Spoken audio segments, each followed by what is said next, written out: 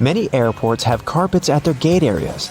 This nicety usually comes with a few other perks: lower ceilings, comfortable seats, and pleasant natural lighting. All this costs more for airports, and carpets are not so easy to clean as hard floors are, but they create a cozy feeling for passengers waiting for their flight, making them more relaxed. Still, it isn't a gesture of goodwill on the part of airports. According to social research, calm passengers are about 7 to 10% more likely to go window shopping and actually buy something in the lounge area or duty-free zone. So, by investing in the passenger's comfort, airports actually increase their own income. If you ever wanted to know what happened to your baggage while you're on board a plane, the short answer is that airport staff don't actually know once it leaves their territory, and they probably really don't care. Sorry. Baggage is sorted automatically. Scanners scan the barcode and sort the baggage according to its destination.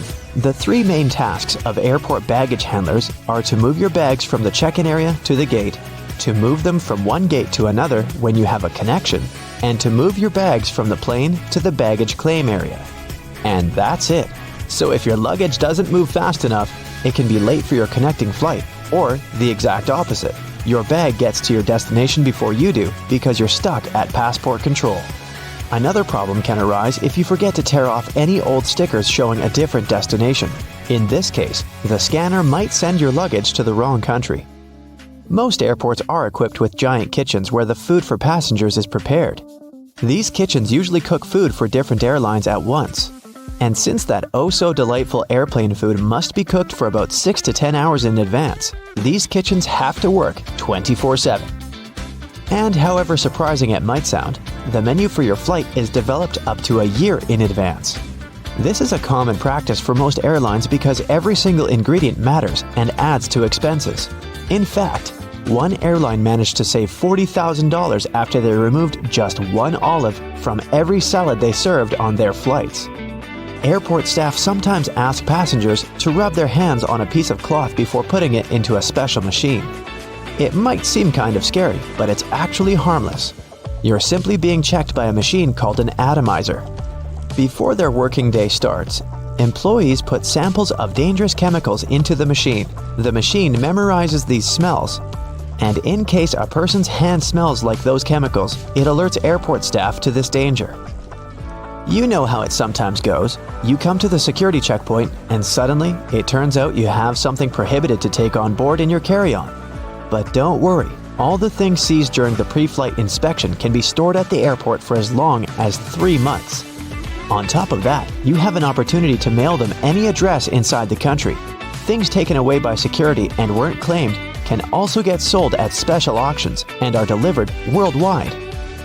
If you have a long layover between flights, going to the nearest hotel to rest might not be the cheapest option. There's a much better trick. Check if the airport or airline sells 24-hour access to the VIP lounge zone. In most cases, you can have free snacks and drinks there and use free shower cabins and rooms for rest at a very affordable price.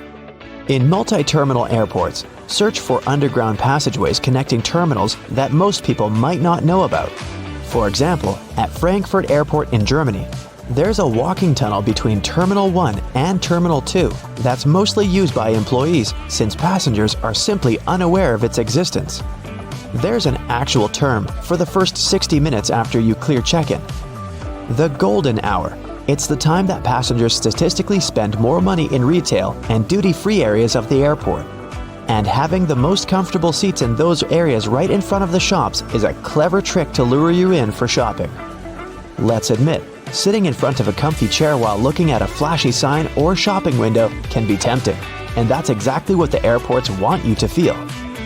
If your flight is overbooked and you can't fly at the designated time, don't hurry to accept the first voucher you're offered as an apology. Normally, airlines keep raising the stakes until they have enough volunteers to give up their flight seats. And if they don't, and you've been bumped in voluntarily, you can insist on a cash refund instead. Depending on your ticket price and the time of your delay, you might be entitled to as much as $1,300. Most airports have specific experts called profilers. These people practice what's called SPOT, or the Screening Passengers by Observation technique. They carefully analyze facial expressions, gestures, and behavior in order to detect suspicious people. Their job is to notice the nonverbal signs of anxiety, such as people licking their lips, itching, or looking around a lot. If a profiler notices a person acting in a weird or off way, they can invite them for an inspection, where they can talk to a person to find out more about them. Profilers work in both the main halls and in passport control. The typical question they ask is, "What's the purpose of your visit?" Then they check the person's reaction to this inquiry. No matter how reserved a passenger is, if they have something to hide, TSA officers will find out, thanks to the tiniest cues in people's behavior.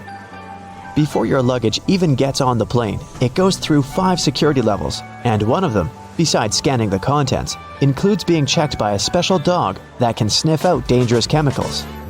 It's a well-known fact that a dog's nose is much stronger than that of any human. In fact, dogs distinguish smells from 10,000 to 100,000 times better than people do.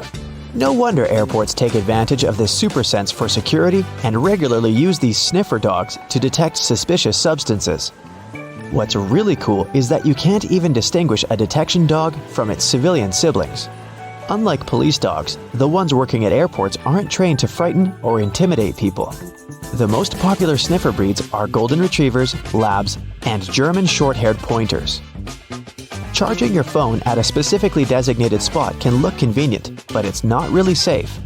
If the charging station only allows you to plug in your cord, you might get malware installed on your phone with you none the wiser. The only safe way to charge your phone or tablet is to find an electric socket and use it with your own charger. Same goes for free airport Wi-Fi, apart from the airports requiring you to authenticate yourself more often than not. Someone can easily access your data while you're using an unprotected Wi-Fi hotspot. It's safer to use your mobile data, but if you absolutely have to use the airport's Wi-Fi, best clear or encrypt all your important data on your device. It might be exasperating to take your laptop out of your carry-on at the security check every single time. But the airport staff need to have a clear look at your device to make sure nothing is concealed inside.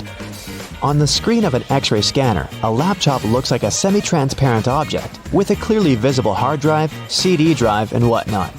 But security officers can't see what's behind some of those parts. For example, a dense and rather large battery. People tend to choose the closest security line to them. If that line turns out to be super crowded, just look around after ID and ticket check. You may see another checkpoint with much fewer people. Some checkpoints at the airport are situated at the far edges of the terminal, and that's why passengers fail to notice them. Applying for a TSA pre-check can be a great time saver for traveling in and out of the US. Being a member of this program has some great perks. First, getting through security and passport control happens faster. If you're a pre-check traveler, you won't have to take off your shoes or remove your belt, and forget about placing your stuff like liquids and laptops in special bins. If you aren't flying to or from the US, then you can look up similar services available in your country.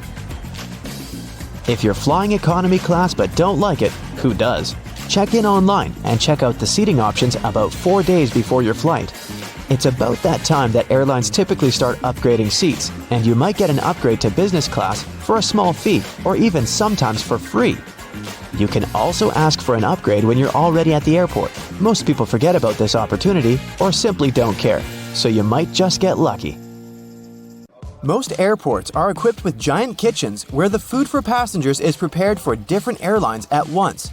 Since those oh-so-delightful airplane meals must be cooked about 6 to 10 hours prior to the flight, the kitchens have to work 24/7. Besides, the menu for your flight is developed up to a year in advance. This is a common practice for most airlines because every single ingredient matters and adds to expenses. In fact, American Airlines managed to save $40,000 per year in 1987 after they removed just one olive from every salad they served on their flights. If you have a long layover between flights, going to the nearest hotel to rest might not be the cheapest option. There's a much better trick. Check if the airport or airline sells 24-hour access to the VIP lounge zone. In most cases, you can have free snacks and drinks there, and use free shower cabins and rooms for rest at a very affordable price. There's an actual term for the first 60 minutes after you check in, the golden hour. It's the time that passengers statistically spend more money in retail and duty-free areas of the airport. And having the most comfortable seats in those areas right in front of the shops is a clever trick to lure you in for shopping. Sitting in a comfy chair while looking at a flashy sign or shopping window can be tempting. If you ever wanted to know what happens to your baggage while you're on board a plane, the short answer is that airport staff don't know once it leaves their territory. And they probably don't really care. Sorry. Baggage is sorted automatically. Scanners scan the barcode and sort the baggage according to its destination. The three main tasks of airport baggage handlers are to move your bags from the check-in area to the gate, to move them from one gate to another when you have a connection, and to move your bags from the plane to the baggage claim area. And that's it. So, if your baggage doesn't move fast enough, it can be late for your connecting flight, or the exact opposite. Your bag gets to your destination before you do because you're stuck at passport control.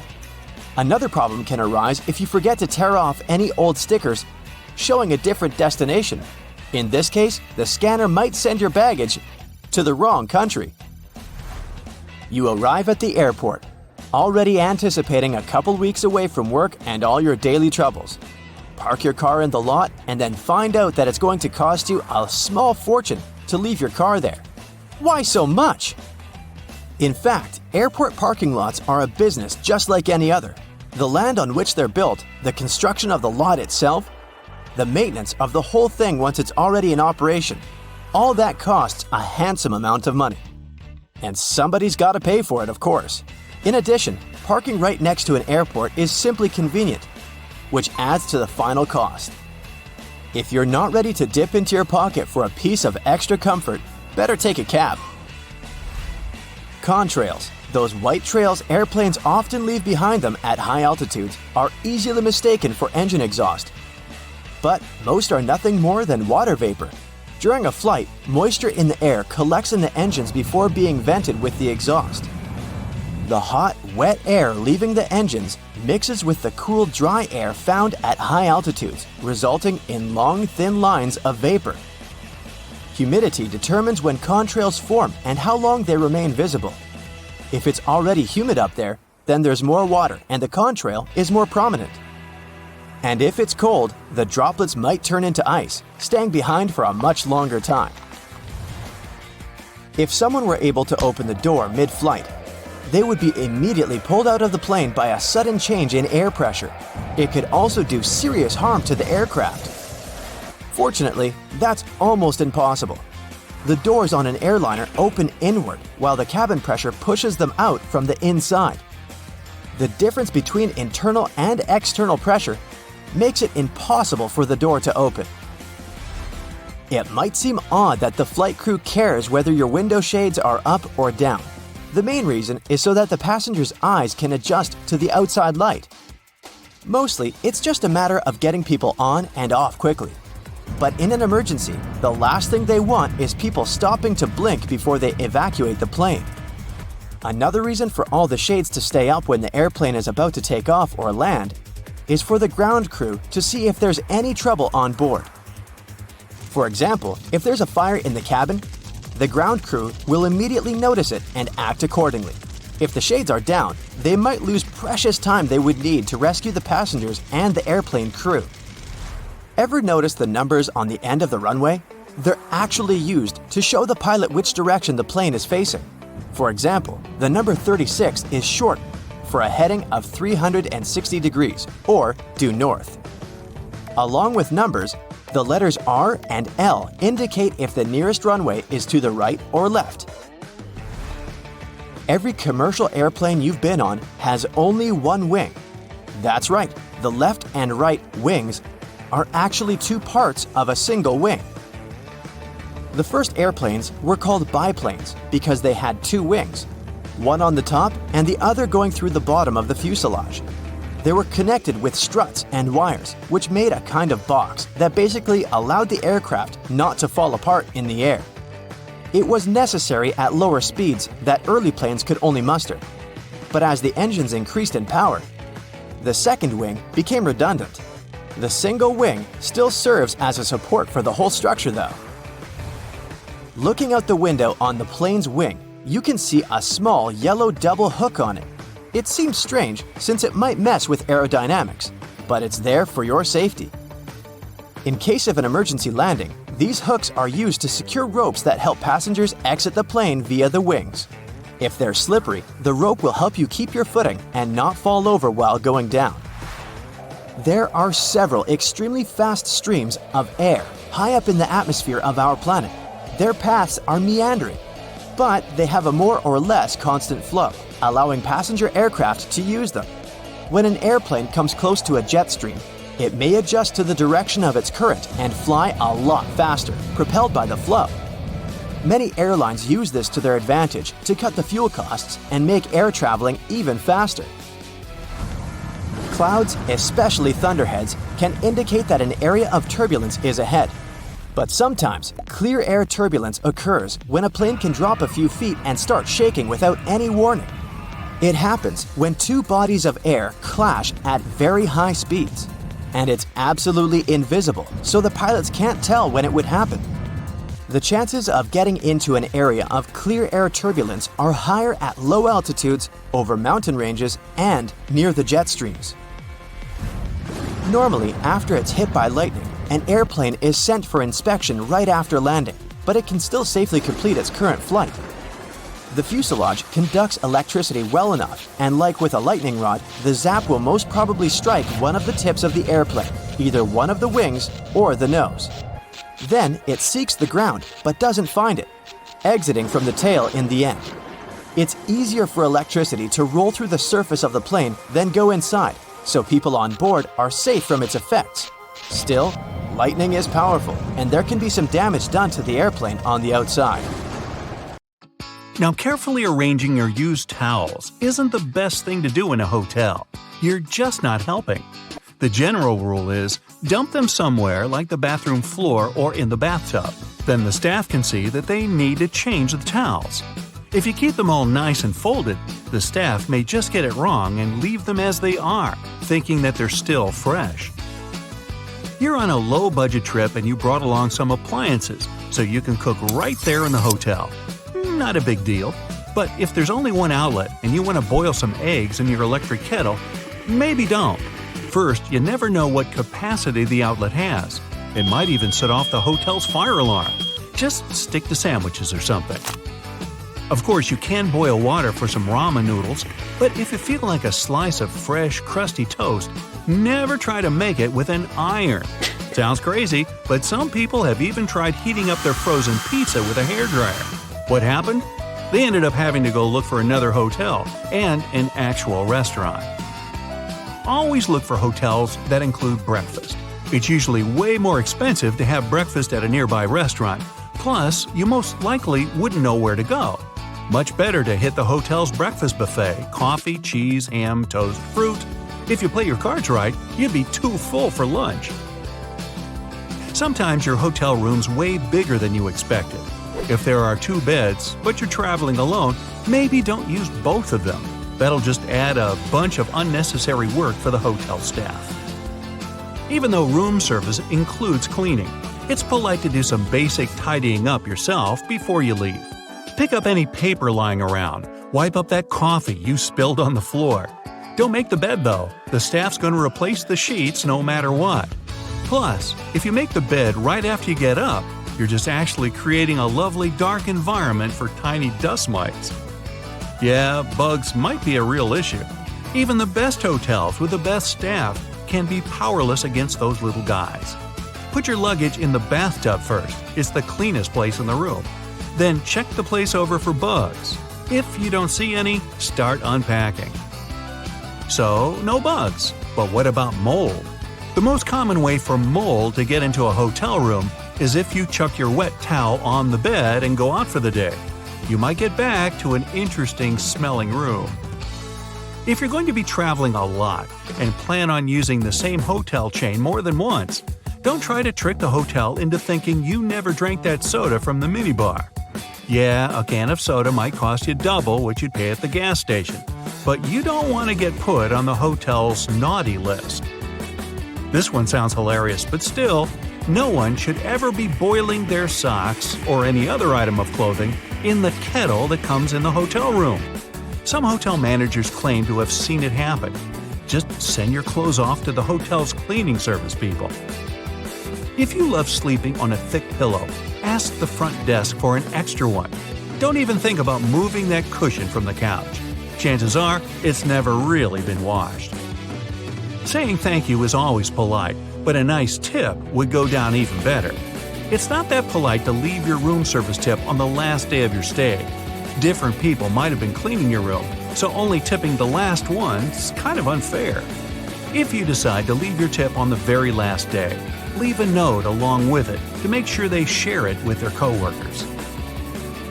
You can also tip the parking valets when you drop off and pick up your car. And in general, don't be shy.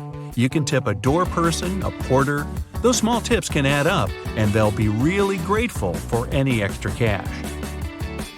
Taking reusable items from your hotel room as a souvenir is a big no-no, though it's okay to grab those shampoos, conditioners, lotions, soap, combs, sewing kits. That stuff can save you an emergency. Leave those towels, glasses, and dishes behind for the next guest. If your room has the bathrobe of your dreams, you can always go to the front desk and ask if you can buy one. If you try to take one with you without asking for permission, chances are your credit card is going to be charged for it later. By the way, don't dry hotel towels out on the balcony. If you end up saying goodbye to one of them just because the wind took it away, or was it some shady neighbor, you'll be the one who's going to pay for it. They're just plain white towels, but they can be pretty pricey. Don't be too shy to call down to the front desk and ask for a late checkout. It's probably not a big deal for the hotel, but it might make all the difference to you. Hotels know you might be more likely to choose them again or leave a nice tip if they give you a few extra hours in your room. If they say no, well, at least you tried. One thing you can do to help the staff out when you leave is to air out your room. That small step is one of the most time-consuming things they have to do, and they have to clean the rooms really fast. Just leave the windows open to freshen the room up a bit.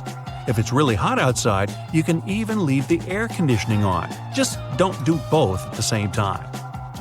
Leave the TV remote on the desk, any cutlery on the table, and all the chairs back in their places. It'll save housekeeping a lot of time. They're already in a huge rush. Imagine cleaning hundreds of rooms every single day. Accidents can happen anywhere, and it's okay if you accidentally drop a glass and it breaks. But don't try to get away with it. Give the front desk a call. They probably won't even charge you for such a minor accident. Plus, management might think the housekeeping staff broke it, and they might make them pay for a replacement. Never turn down a chance to join your hotel's reward program. It's usually free, and you can get it after your first stay. If you travel a lot, try to choose those big chain hotels that give you bonuses every time you book. You could get bumped up to a suite, get better Wi-Fi, a free gym pass, or even a free night. Beware of steamy showers. If you accidentally release all that water vapor into your room at the same time, you might trigger the hotel's fire alarm. They keep those things extra sensitive just to be on the safe side. So make sure you keep the door shut next time you steam up the place. If you're traveling with a pet, let the hotel know about it beforehand. Pet policies can differ from one hotel to another, and if you have a more unusual pet, better double check. It might be a pet-friendly hotel, but you probably can't show up with your pet peacock. If they say no, they'll usually be able to tell you about another hotel nearby.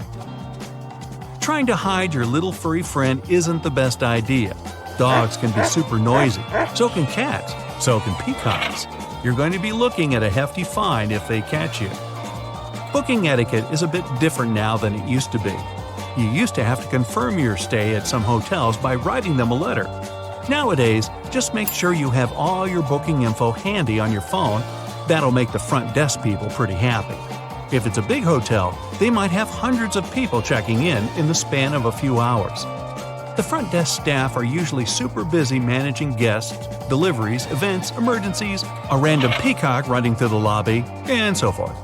Just a nugget of advice: don't disturb them for every minor question you might have. Check out that booklet that's normally hanging out on the bedside table. The answer is most likely in there. Enjoy your stay. When it's too cold outside, airplanes often get delayed, or in extreme cases, even cancelled altogether. First of all, if it snows heavily, such conditions drastically decrease visibility, making it unsafe to taxi and take off. During a blizzard, flight control may command the aircraft to stay on the ground and wait until the snowstorm subsides. Ice on the runway is another reason. An airplane's landing gear are nothing like a car's wheels, and they can't be equipped with studs to avoid skidding. But even if they were, a plane needs to develop speeds on the ground that are much higher than on an average road to take off successfully. If the runway is slippery with ice, the airplane can slide off it easily. Things like this actually happened in the past. For example, in January 2014, the JFK airport in New York was shut down after a plane skidded off the runway and into the snow. Luckily, no one was injured, but the airport staff had to dig the aircraft out of the snow, and even the local police joined the efforts. Same story with landing, which is even trickier in freezing conditions because a plane is in much less of a controlled environment and traveling at even greater speeds. What's more, while an airplane that's about to take off and skidding will probably get into an open area and stop there, one that's about to land could end up crashing into the airport's infrastructure. Needless to say, that's way more dangerous for everyone. Freezing weather conditions can also cause frost and ice sheets to build up on the plane itself. Airplanes are carefully engineered, and any tampering with their structure may cause huge trouble. As experienced pilots say, even a thin crust of ice over the wings of a plane can mess with their delicate design and destroy lift. Planes can be de-iced though. The airport staff usually spray them with a special solution that doesn't let the ice build up on the aircraft's skin. But back to the runway. If it's covered with ice, there's little you can do. Unless the sun is shining, the chances of safely removing the ice from the pavement are almost zero. There's also a chance of damaging the pavement, making potholes, which can result in safety concerns for both takeoff and landing. Imagine driving over a pothole in a car at full speed. Pretty unpleasant. And now multiply it by about 1,000, because a plane is much heavier than a car, and don't forget that the landing gear is not exactly there for driving. Jet fuel and the equipment that pumps it can freeze too if the temperature is too low. The fuel freezes at -40 degrees Fahrenheit, but that can only happen on the ground before takeoff. At a cruising altitude, temperatures may drop as low as -70 degrees Fahrenheit, but since the liquid is inside the plane and burning down steadily, it's much warmer there. On the ground though, nothing stops the fuel from turning into ice. If that happens, no flights are available, obviously. Same goes for the pumping equipment. Even if the fuel is still liquid, the pump may cover with ice and just stop delivering the fuel into the plane's tanks. In the worst-case scenario, it might even break down, leading to expensive repairs and prolonged delays in flights. Finally, ground crews have to do a lot of work before takeoff or landing, and they're all human after all, so they can't bear the freezing cold for too long. This issue is often resolved by tag teaming. One group of workers goes out in the field to do the job, while the other is waiting for them in a shelter. After 20 minutes or so, the first group returns to warm up, and the second one takes up the job where the first one left it. Although it's efficient, it still slows down the operations a lot, so that might also cause delays. But despite all the trouble freezing weather can cause, it's actually more beneficial for a plane than extreme heat. Cold air is denser than hot, so planes gain more lift and stay truer while in the air. They're more easily controlled in flight too. Air molecules are slower and closer together, creating a steady flow of air around the wings and cockpit. At high altitudes, the air naturally becomes thinner as the air molecules spread out and become more scarce. That's exactly why planes can't get to the upper layers of the atmosphere. There's just not enough air there to create sufficient lift. The same happens when it's too hot down on the ground though. air molecules get faster and spread out, meaning the plane's wings don't have as much air to push off and get into the flight mode. To take off in extreme heat, a plane has to move much faster to generate enough air resistance and lift. But to move faster, the plane needs its engines to work better, and that's also impossible when it's too hot. As the air gets thinner, the amount of oxygen decreases too. And jet engines use oxygen in the atmosphere for combustion. When they lack this crucial element, they can't convert enough energy into thrust, meaning slower acceleration and worse energy output overall. So the problem is that the plane has to have a longer runway distance to build up enough speed and lift to take off, but it can't because its engines are not working to the best of their ability. This usually doesn't cause trouble, but only up to a point.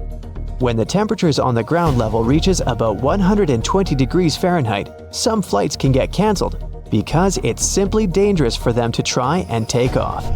Other planes are more heat resistant and powerful, but that also depends on the heat. Some aircraft even have to reduce their weight by removing part of their fuel, cargo, or even passengers when it's too hot.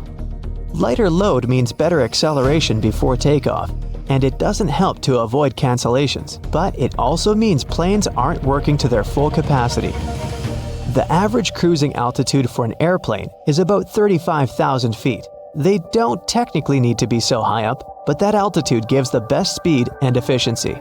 Air gets thinner at higher altitudes, which means less wind resistance, but less lift. For most commercial aircraft, the area between 30,000 and 40,000 feet is the sweet spot where the two factors balance out. You probably still aren't using a laptop from 1999, and your computer isn't flying at close to the speed of sound. Fortunately, planes have a much longer lifespan than computers. There are airliners from the early 1970s that are still just fine. They might not be able to keep up in terms of speed and fuel efficiency, but older planes are no less safe than their modern counterparts. Contrails, those white trails airplanes leave behind them at high altitudes, are easily mistaken for engine exhaust, but most are nothing more than water vapor. During a flight, moisture in the air collects in the engines before being vented with the exhaust. The hot, wet air leaving the engines mixes with the cool, dry air found at high altitudes, resulting in long, thin lines of vapor. Humidity determines when contrails form and how long they remain visible. Ever notice the numbers on the end of a runway? They're actually used to show the pilot which direction the plane is facing. For example, the number 36 is short for a heading of 360 degrees or due north. Along with numbers, the letters R and L indicate if the nearest runway is to the right or left. The lights on the tips of a plane's wings are called position lights or navigation lights, and they're used during times of reduced visibility. They help planes to see each other in the dark and can also tell pilots what direction an aircraft is traveling. The red light marks the tip of the left wing, while the green light is on the right. The third light is white and found on or near the tail. It might seem odd that the flight crew cares whether your window shades are up or down. The main reason is so that the passenger's eyes can adjust to the outside light. Mostly, it's just a matter of getting people on and off quickly. But in an emergency, the last thing they want is people stopping to blink before they evacuate the plane. That little yellow hook you can see from the airplane's window if you're sitting next to the wing is there to help you in case of an emergency landing. Inflatable slides can only be deployed from the emergency exit doors in the front and the tail of the plane. In the middle, the passengers would have to walk right out on the wing and get to the ground from there. But jumping from the plane wing isn't safe because it's just too high. And here's where those little yellow hooks come in handy. The flight attendants tie ropes from the doors and through the loops for the passengers to hold onto. This way, everyone can safely get to the ground without injuries. Now, you want to try to avoid cozying up under airplane blankets. Some airlines only wash them about once a month. Better use your own travel blanket, a scarf, or a jacket, and always remember to wear your shoes while walking around the plane. That carpet on the floor can't and won't be cleaned to perfection between flights. It's just too much time and effort for the cabin crew. The dirtiest place on a plane isn't the bathroom, it's your tray table. It has 8 times more bacteria than an onboard toilet flush button. Now, in case of emergency, oxygen masks only have enough airflow to last for about 15 minutes. Luckily, it's just the amount of time a plane needs to find a suitable landing place or to at least descend to the altitude where people won't need oxygen masks anymore. You may wonder why you're asked to lift your seat back and close your tray table before takeoff and landing, but it's for your own safety. A reclined seat is comfy for you, but it makes it harder for the passenger behind you to get out of their seat, which is crucial in case of an emergency. The lower tray table is the same way, only this time it's you who won't be able to stand up fast enough if anything happens. Besides, the tray table prevents you from assuming the secure position in the event of an emergency landing. This position requires you to bend over in your seat, put your head between your knees, and cover the back of your head with your hands. Imagine doing that while your tray table is open. If you look around the cabin, you'll notice little black or red triangles around the midsection of the plane. These stickers let the flight attendants know where the airplane wings are located, so they can immediately look out the right window to see if something is amiss outside. You shouldn't lower the window shades while taking off, taxiing, or landing for 2 reasons. First, the flight attendants must always be able to monitor the situation outside, and open shades help them with that, obviously. Second, if something's gone wrong on board the plane while it's on the ground, for example, a fire, the ground crews won't be able to see it and evaluate the situation before going in unless the windows are open. That tiny hole you see at the bottom of any airplane window isn't there to scare you nuts. In fact, it helps keep the pressure from the inside and the outside of the window equalized.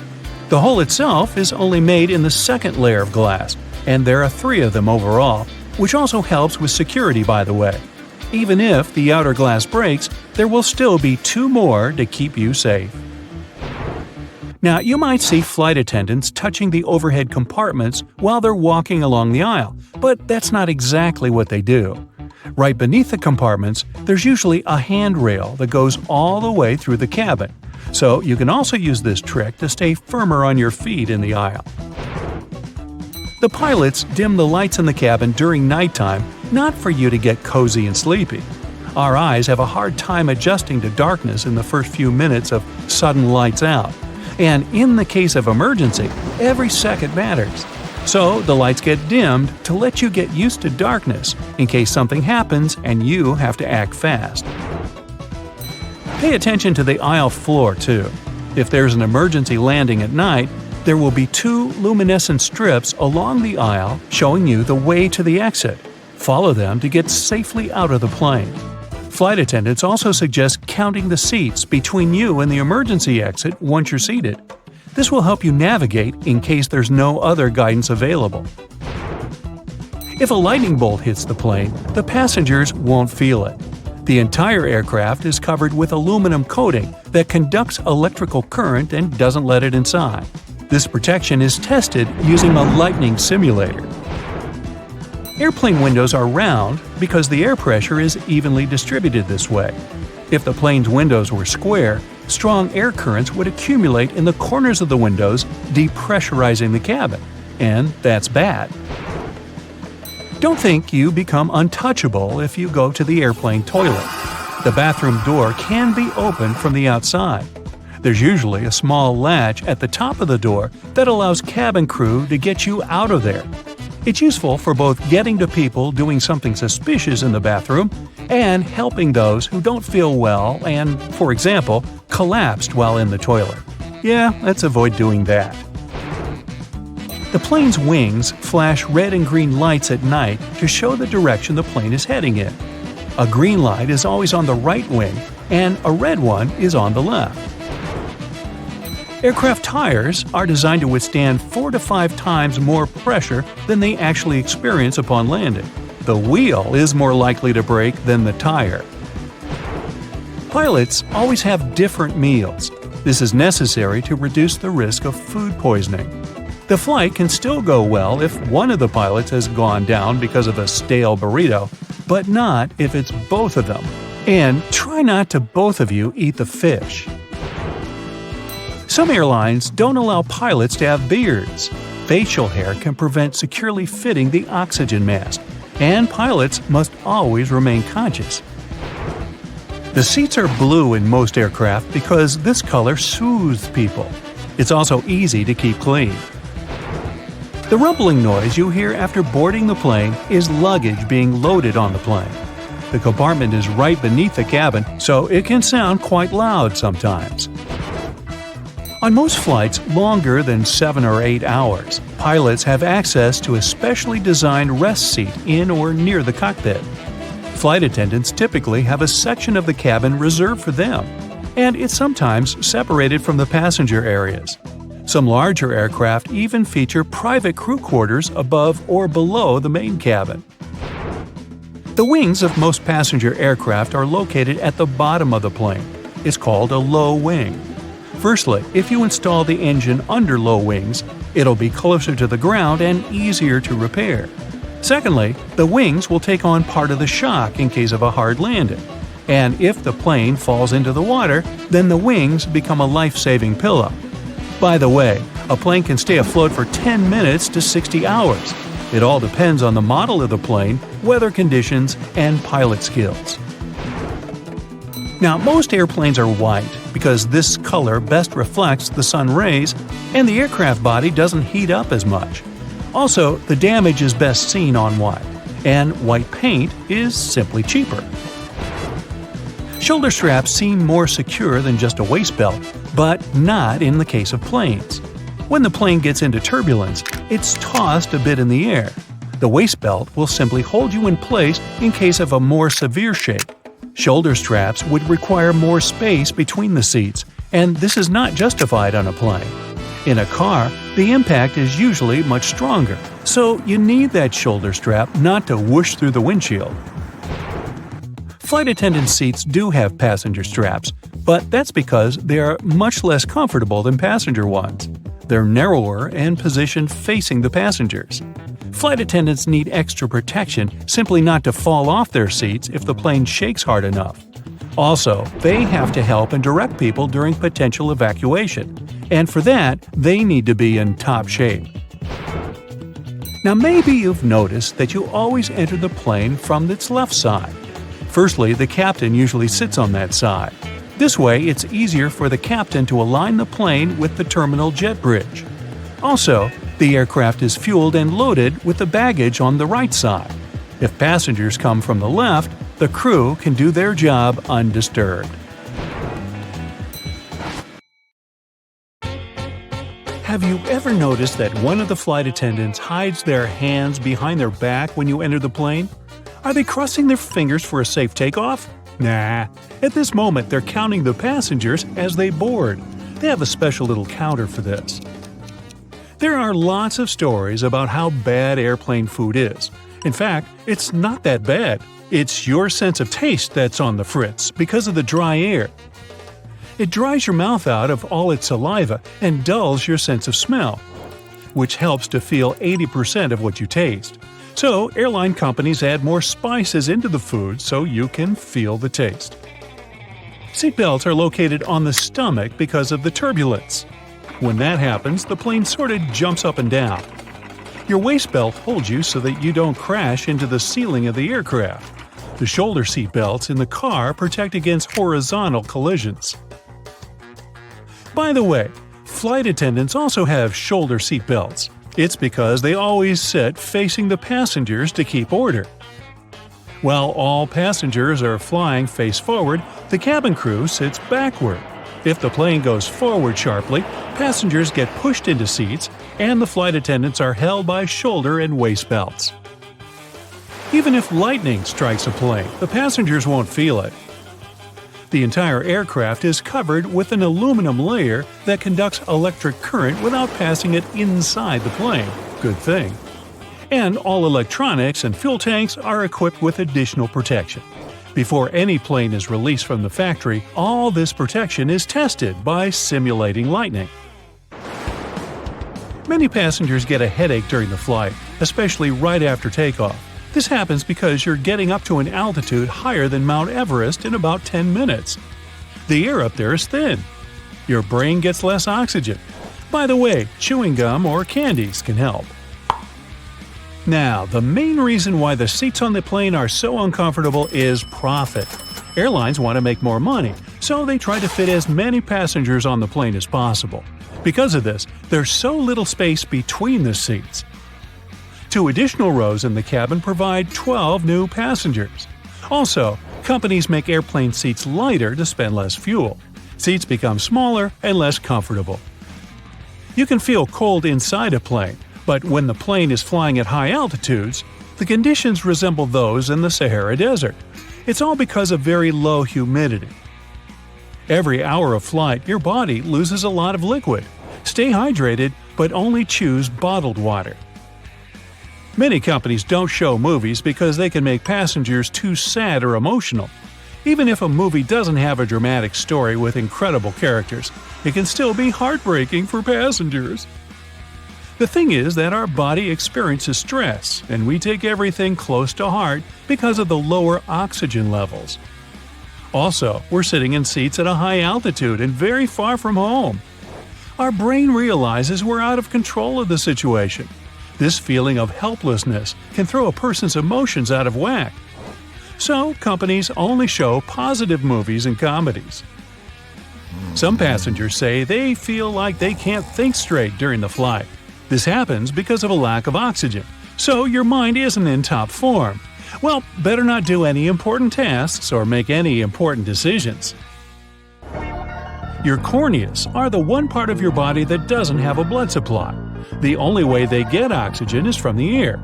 So, worsened eyesight and dry eyes are common problems on airplanes. The best solution here is to take with you eye drops along with gum. That worsened vision is the first reason the crew dims the lights and asks you to open the windows during nighttime takeoffs and landings. Your eyes need to be adjusted to the dimness in case of an emergency. The second reason is the plane crew needs to be able to see out the window. There's a theory that hair grows faster during the flight. Some people notice that little stubble appears on their faces after the flight, even if they shaved a few hours before they got on the plane. Anyway, this theory is not confirmed. Some say the cabin pressure, lower temperature, or even heightened stress levels can accelerate hair growth. If you experience stress and get nervous right after you step on the plane, your best solution can be a little training. Go to the gym or make a set of squats before boarding to prevent stress. Also, a good workout compensates for the hours you spend sitting still. Airlines lose and send in the wrong direction several million lost bags a year. Almost half of the lost luggage is lost because of transfer issues. They may not deliver your suitcase just because of lack of time. A plane can fly away before loaders put your luggage there. When this happens, they might carry these bags to another flight. And when your bag goes to the wrong place, it can be taken by other passengers accidentally. If you want to find your lost luggage quickly, take a photo of it in advance and then show it to the airport workers. You can also buy a special GPS tracker and put it in your suitcase.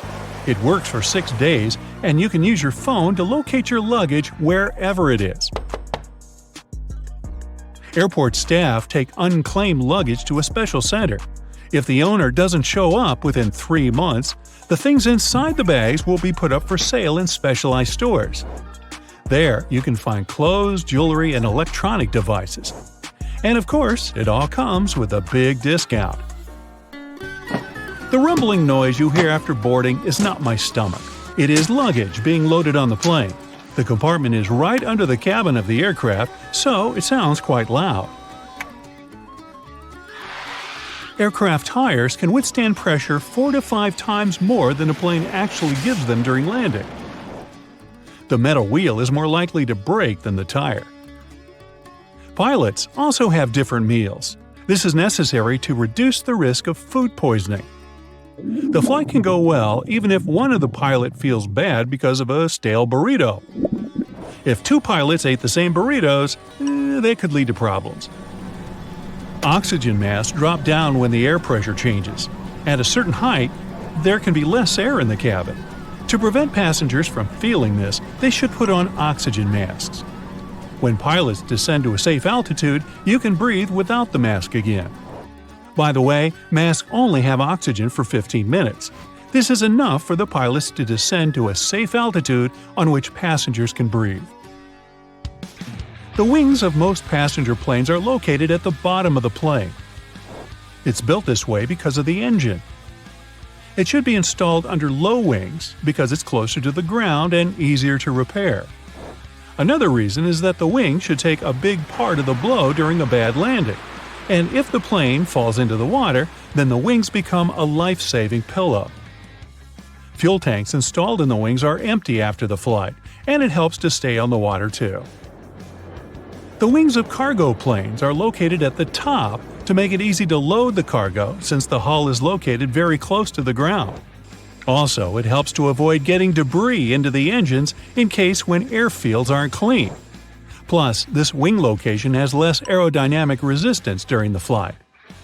Little triangles on the aircraft walls are special labels for flight attendants. The triangles mark special windows. You can see flashing indicators through these windows. It signals the landing gear is retracted and the flaps are closed. But for ordinary passengers, this is the place with the best view of the wings. Turbulence is a common thing during a flight, but usually it's so insignificant most passengers don't even feel it. Strong turbulence is rare. By the way, turbulence is just hot and cold air affecting a plane. For better understanding, imagine a big balloon people fly on. Remember the flamethrower installed under the ball? It heats up the air and the hot air raises the ball up. So turbulence is the hot air created by nature, and it makes the same thing with a plane that it makes with a balloon. Also, turbulence can occur if the plane gets under the hot air stream left by another plane. Turbulence is caused by sudden shifts in the airflow and is nothing to be afraid of. But if that simple knowledge doesn't help you, try this visualization from a pilot. Put a small piece of napkin inside a pot of jelly. The napkin is the plane, and it's surrounded by by air pressure. If you tap the jelly, the napkin will not fall anywhere. It just starts slightly moving within the jelly. Once the plane gets to its cruising altitude, it seems like the engine noise disappears altogether. No worries there, the engine is still working fine. It becomes way quieter than on takeoff because there's less thrust generated at this point. The air gets thinner, and the plane needs less power to maintain its altitude. If the pilots leave the engines at their climb setting, you'd be traveling beyond the speed of sound, and that isn't a part of the plan. That small hole you see on the back of airplane tails is part of the auxiliary power unit. It's there to produce power for an airplane's electrical systems, including lights, navigation controls, heating, and AC. The power unit is activated when a plane is on the runway. It doesn't provide complete power to airplanes. Once the airplane engines are turned on, the unit is disabled. It's only reactivated when the airplane lands at its destination. The turbines are located under the wings, since this makes it cheaper, faster, and easier to service the engines. They used to be placed in the tail, but it required expensive equipment and much more time to repair. When they started installing the engines below the wings, ticket prices went down. When seated in the exit row on most planes, you need to pull the window blind up, not down, to close it, unlike in all other seats. It's designed so for safety reasons. The overwing exit is there to help people quickly leave the plane in case of an emergency. Some of those exit window doors stay attached to the plane, others come away from the fuselage, but they all have an emergency handle at the top of the panel. You wouldn't be able to open the exit without it. There's another handle on the outside of the plane. Rescuers use it to open the door from their side.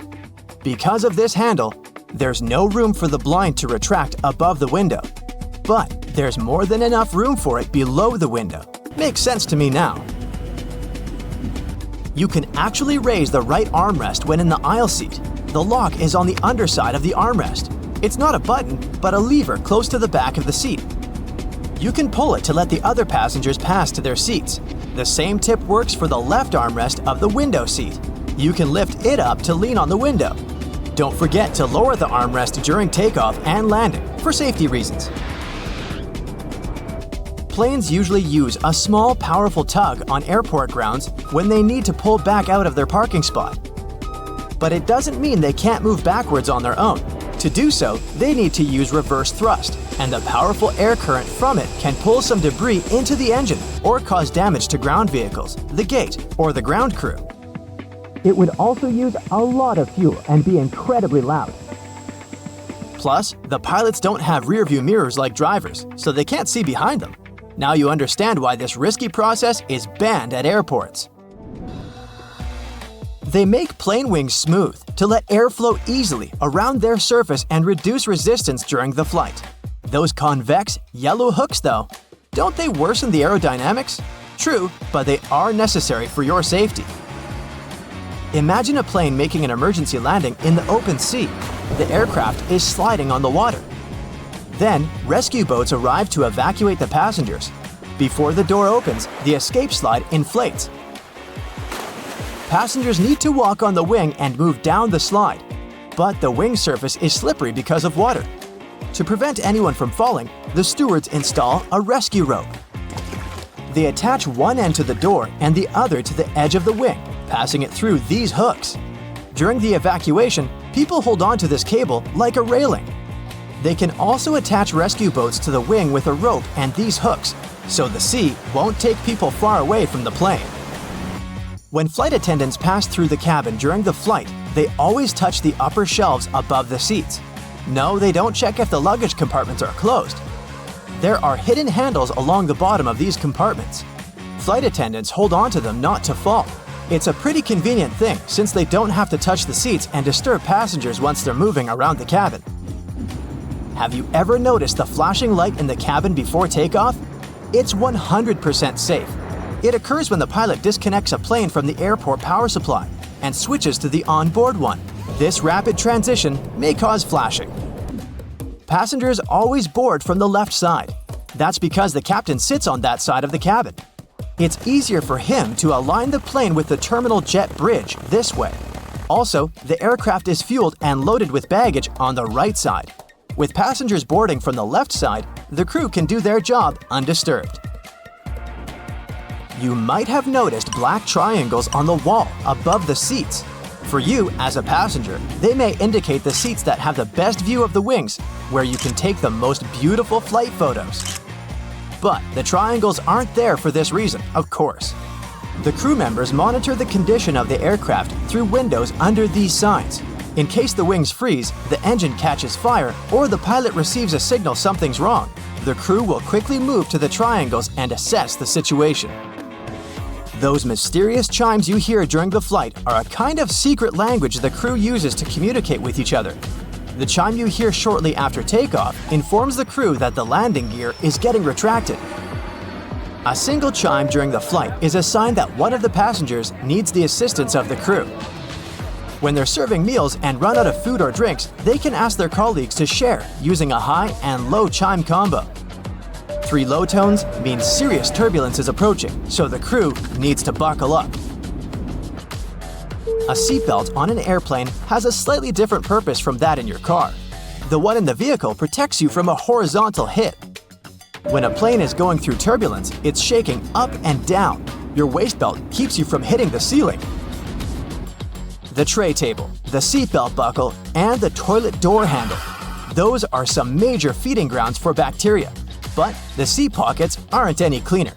Passengers leave their used tissues or wipes in there after cleaning a runny nose or coughing. They also become a residence for other sorts of trash.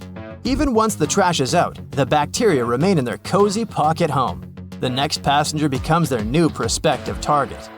Blech. Extreme heat is one of the weather conditions that can stop a plane from flying.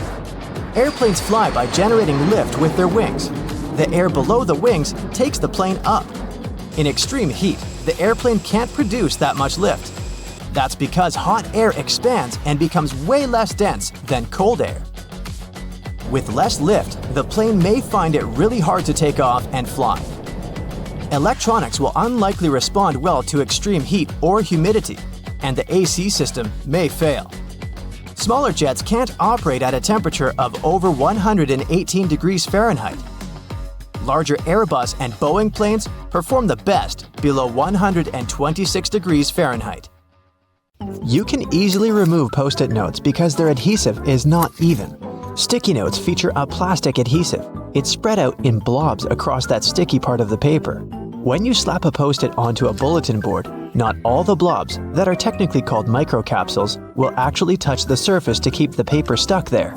You can easily unstick it, and then when you want to reattach it to something else, those blobs of glue that are left unused will take over the role of the adhesive. Eventually, you'll use all the capsules of glue, or they'll simply get clogged with dirt. So the note won't stick anymore. It's very satisfying to chew gum because it's made of rubber. Gum from before had an elastic texture because of something called chicle, a natural type of latex rubber. Now you can chew your bubble gum easily because it's made of synthetic rubber. Some of these are used in car tires too, while others are used in Elmer's glue because they mimic the effect of chicle. Office buildings are a bit taller during the night. When the employees are finished with work, they all go home. Tall office buildings get slightly taller. For example, a 1,300-foot tall skyscraper will shrink about 0.03 inches under the weight of 50,000 people inside, assuming they're all an average weight. You could actually heat your house with just 70 people. If you've ever been trapped in a small crowded room, you know people give off body heat. So you'd need about 70 people in motion to warm up your home in the winter using just their body heat. Or maybe 140 people standing still, if you consider the house uses 4 electrical storage heaters and humans radiate approximately 100 to 200 watts of heat in normal conditions. Why does glass break so easily?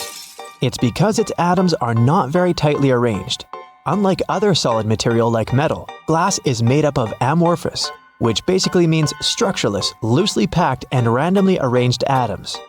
These atoms can't rearrange themselves that quickly to retain a firm structure, so glass collapses and fragments shatter everywhere. Do you know why airplane passenger windows are mostly below eye level? Aircraft are way cheaper, stronger, and easier to build without windows, but they're there because many people like the view, particularly about 100 years ago when flights were often conducted at low altitudes.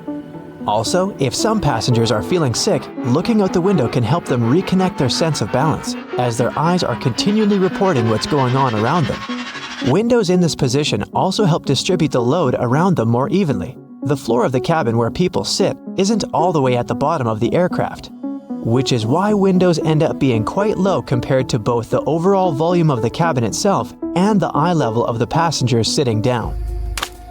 Water feels colder than air at the same temperature because it's denser. Because of that, your body loses heat 25 times faster while surrounded by water than it would if it was surrounded by air that was the same temperature. Since it's so dense, water has a high heat capacity, which means it takes a lot of heat to raise its temperature just a little bit. Water is good at both retaining heat and cold. That's why the ocean is way cooler than land, and at the same time, the hot soup stays hot for a long time. Water is also a pretty good conductor, which means it effectively transfers either heat or cold to the human body. Have you ever wondered why water cleans so well? It's because of its asymmetrical molecules. They are made of 2 hydrogen atoms stuck to a single oxygen atom, which means they're triangular. That's why they have a slightly different charge on their different sides, similar to a magnet. The oxygen end of the molecule is slightly negative, while the hydrogen is slightly positive. Because of this feature, water is great at sticking to other molecules. So when you want to wash away dirt, water molecules will stick to the dirt. They'll pull it away from the surface the dirt was on, no matter what it is. This is why water has surface tension. It's capable of sticking to itself too. House cats share some similarities with big wild cats, but one of the things that sets them apart is their vocalization. The majority of large cats, like tigers and lions, will roar loudly so everyone knows they're coming to defend their territory. But with house cats, most of the time, you'll just hear purrs and meows. That's because of the physiology of their throat and voice box, which helps create these feline vocalizations. so a cat can either roar or purr, but no cat can do both. Bobcats, cougars, house cats, cheetahs, they purr. Purring is specific because a cat creates it when it breathes in and when it breathes out. Roaring has evolved in a particular lineage of big cats, which includes tigers, lions, jaguars, and leopards, except the snow leopard, who lost this ability. They are capable of roaring because of the bendy bones in their throat. Mammals have their voice box in the throat, where air passing by its structures produces sounds. The vocal cords in the hyoid bones are the two main parts of the larynx that create different vocalizations in cats. You probably also prefer the pulse setting on your blender. And why wouldn't you? It just works better, and that's because of turbulence. When a blender stops chopping up food and starts spinning it around in circles only, everything you put inside is spinning at the same rate. It's not really about blending ingredients together, but about something called laminar flow. That means all the layers of liquid are continuously moving in the same direction. When you use the pulse function, your blender adds turbulence, so the fruit chunks are not just rolling around the sides of the blender, but they are falling into the center, which is when it's easier to blend them. So you'd like to open your window during a warm spring or summer day. It's so nice to hear the birds singing, and even when you come back an hour later, you'll probably still hear them singing the same song. They're hard workers, and the males are most likely guarding their territory and trying to attract a female.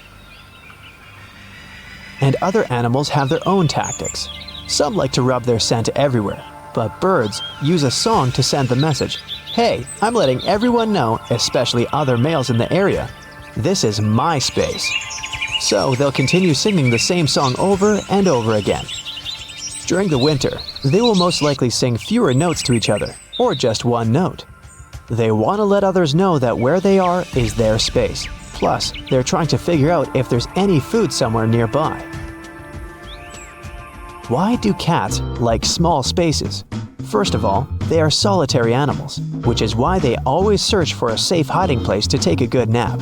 And if you see a cat curled in a tiny box, it was probably just trying to find a nice, warm spot to sleep and avoid the cold floor. Cats prefer room temperatures to be about 57 degrees Fahrenheit. A bit cooler than this is comfortable for us. And if there isn't a convenient sunbeam to lie in, they will look for other solutions, like a cozy shoebox. Cats are pretty lazy. They can sleep up to 18 hours a day, most average between 10 and 13 hours on a daily basis. The majority of cats are most active during dawn and dusk. They're not the nocturnal animals that some of us think they are, but a specific category called crepuscular animals, together with other creatures like hamsters, ferrets, and stray dogs. Over millions of years, cats have evolved to become low-light predators. Their eyesight is adapted for activities during twilight. And since that's when they're most active, they save their energy for dusk and dawn. Before they became domesticated, cats would have had to expend large amounts of energy at these times, finding, going after, and catching their prey. House cats no longer need to hunt before each meal, but their natural instincts still encourage them to conserve energy for twilight periods. Why are four-leaf clovers so rare? Similar to animals, plant genes are located in small packages of DNA in the nucleus of each cell. They're called chromosomes. Our chromosomes come in matched pairs, but clovers have 4 copies of every chromosome per cell. There's a gene responsible for four-leaf clovers, and it's recessive. That means this plant will create 4 leaves only if it has a 4-leaf gene on all 4 chromosomes, and that's pretty rare. Also, some environmental conditions like soil activity and temperature can also affect whether the 4 leaves appear. Interestingly, these anomalies tend to happen in clusters, so if you find one, look around you. There might be more of them. Now, flying has long become routine for many people, but even frequent flyers sometimes don't know about things you should never do on a plane. Ooh. No bare feet on a plane. It's one of the biggest no-nos of air travel. Even if we omit the topic of unpleasant odors, the airplane floor is extremely filthy. People with contagious foot problems might have been walking the aisles barefoot before you. There's likely to be a lot of dirt left after previous passengers. And don't even get me started on the floor in the lavatories. Ew. If your feet need some freedom, take off your shoes, but at least wear your socks, or bring along a pair of light slippers. Keep in mind that the pressurized air in the passenger cabin is just as dry as it is in the Sahara Desert, with only about 20% humidity. That's why your skin may feel discomfort after a flight. But wouldn't it make more sense to install several humidifiers that could add some moisture? But this extra load would cost airlines lots of money. Plus, the plane's airframe is mostly made of aluminum and other metals, and humid air could lead to corrosion. So, don't forget to bring a moisturizer and use it during the flight. Always secure your tray table as soon as the plane starts moving on the tarmac, and never lower it during the takeoff and landing. It's a security measure, which ensures that you and the other passengers will have a clear pathway in case of an emergency evacuation. Also, keep your seat in an upright position during takeoff and landing. First of all, a reclined seat can seriously slow down an emergency evacuation, since it will block a person sitting behind. What's more, the more backward you're leaning, the harder it is to get into the brace position during an emergency landing. Now try to avoid snoozing during or right after takeoff and landing. For one thing, it's not the best thing for your health. The main problem is that the air pressure inside the cabin changes very quickly during these phases of the flight. This, in turn, affects the air pressure in your ears. It's important to be alert during this time to relax and open up your ears, for example by yawning or swallowing frequency. Chewing gum works for me. If you're sleeping, you can't do this, which can lead to permanent damage. And of course, there's a safety issue. Most accidents happen during takeoff and landing. If you're sleeping during these stages, you might not be alert and conscious enough if an emergency happens. Now, this next recommendation comes from the EPA, the Environmental Protection Agency. According to them, you might want to skip on hot drinks on a plane. The water used to make tea or coffee doesn't come from bottles, it's regular tap water. And water tanks on airplanes are often old and full of bacteria. In 2004, there was a study which found that more than 12% of water samples contained harmful bacteria. But if you still decide to have a cup of hot beverage on a plane, never pour coffee or tea on your own. Flight attendants are trained to handle this task in crowded aisles of a moving airplane and won't accidentally burn you or other passengers. Now, it's probably better if you don't order Coke on a plane. The cabin pressure, so low up in the air, causes a lot of foam. For apparent reasons, flight attendants don't want to serve you a cup filled with froth. That's why they'll fill only half the cup, then wait for the bubbles to settle, and then finish pouring. That can take ages. Keep your air vent open. This way you'll minimize the spread of germs. Planes have high-quality air filters. They'll catch up to 99% of all airborne germs, so you should be safe there. But make sure to wipe that tray table. With 8 times more bacteria than the toilet flush button, it's the dirtiest place on board. Another thing you should avoid is leaning your head on the window if you have a window seat. You never know who occupied your seat before you, and, in any case, the glass is likely to be covered with germs. Say no to backless sandals and high heels on a flight. I do. There are very serious safety reasons for such a request. The first is that both these types of footwear make it very difficult to evacuate the aircraft fast. If you wear high heels, you will anyway have to leave them behind in case the crew is using emergency slides during an evacuation. The heels are very likely to damage the slide, so off they go. Now ask yourself, do you really fancy running away from the airplane barefoot? I'll answer that for you. Nope. Instead, wear sturdy shoes with a solid sole. In this case, you won't find yourself standing on the hot tarmac or in the weeds without any footwear at all. Don't stuff heavy objects into overhead compartments. Your things may not stay inside during severe turbulence, and while falling out, they will injure you and other passengers. Ow! That's why if it feels difficult to lift something into the overhead compartment, better put it under the seat in front of you or elsewhere. Now, don't blame the pilots for the hard landing. When you experience it in bad weather, it might be intentional. If the runway is covered with water or snow, the plane has to touch down hard in order to break the water layer and prevent aquaplaning. Otherwise, the water can perform the role of a lubricant, and the plane won't be able to brake or respond to any control. Deploying an emergency slide when there's no emergency is a very bad idea. It can cause hour-long delays and cost airlines thousands of dollars to pack the undamaged slide back into its container. Why would someone do it? Apparently, some think it'll help them get off the plane faster.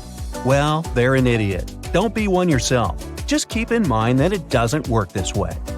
Don't ignore the instructions of the cabin crew to open window shades during takeoff and landing. This way, flight attendants can see what's happening outside, assess the situation, and act fast, organizing the evacuation. For example, if there's a fire outside one exit, they will redirect passengers toward another door. Avoid carrying spray deodorants or shaving cream in your carry-on baggage. Both these things tend to explode mid-flight and therefore aren't allowed on board the airplane. A much better idea is to choose stick deodorants. You also mustn't keep power banks in your checked luggage, and if you want to bring one on board, its capacity shouldn't be more than 20,000 milliamps. Besides, you shouldn't use them during the flight since they might catch fire. In general, lithium batteries are safe to use, but since they're high energy, they can catch fire if they're not treated with care, misused, or if there's a manufacturing fault. Such batteries have been the cause of quite a few fires on board airplanes, as well as during ground handling. Do not worry about airport scanners, they won't harm your health. Otherwise, airport employees wouldn't be able to stay near them without special clothing. Even when you're passing by a baggage scanner, the risk is minimal.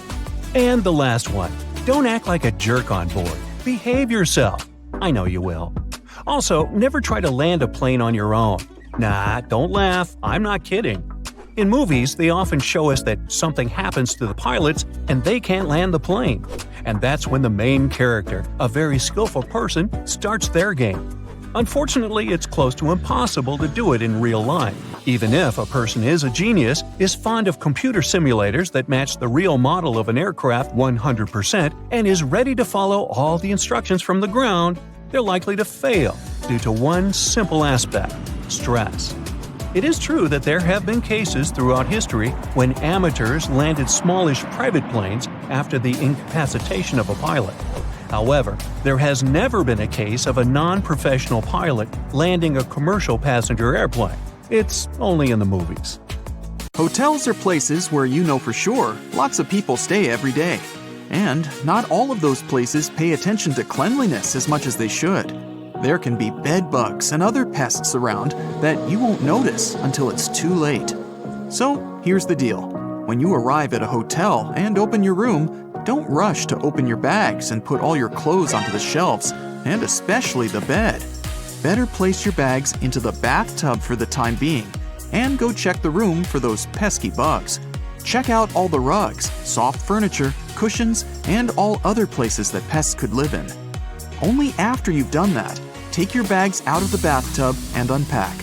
The bathtub is the safest place because no bugs are able to survive there. So, naturally, none of them will crawl into your stuff while you're not looking. You may want to throw that comforter on the floor at once, by the way. While sheets may be cleaned regularly, the comforters are not. Some hotels wash them every week or so, but others don't even bother. Same goes for your bedding. Most high-end hotels will change the sheets daily, but a lot of budget ones don't change the pillows or bedding after a guest checks out.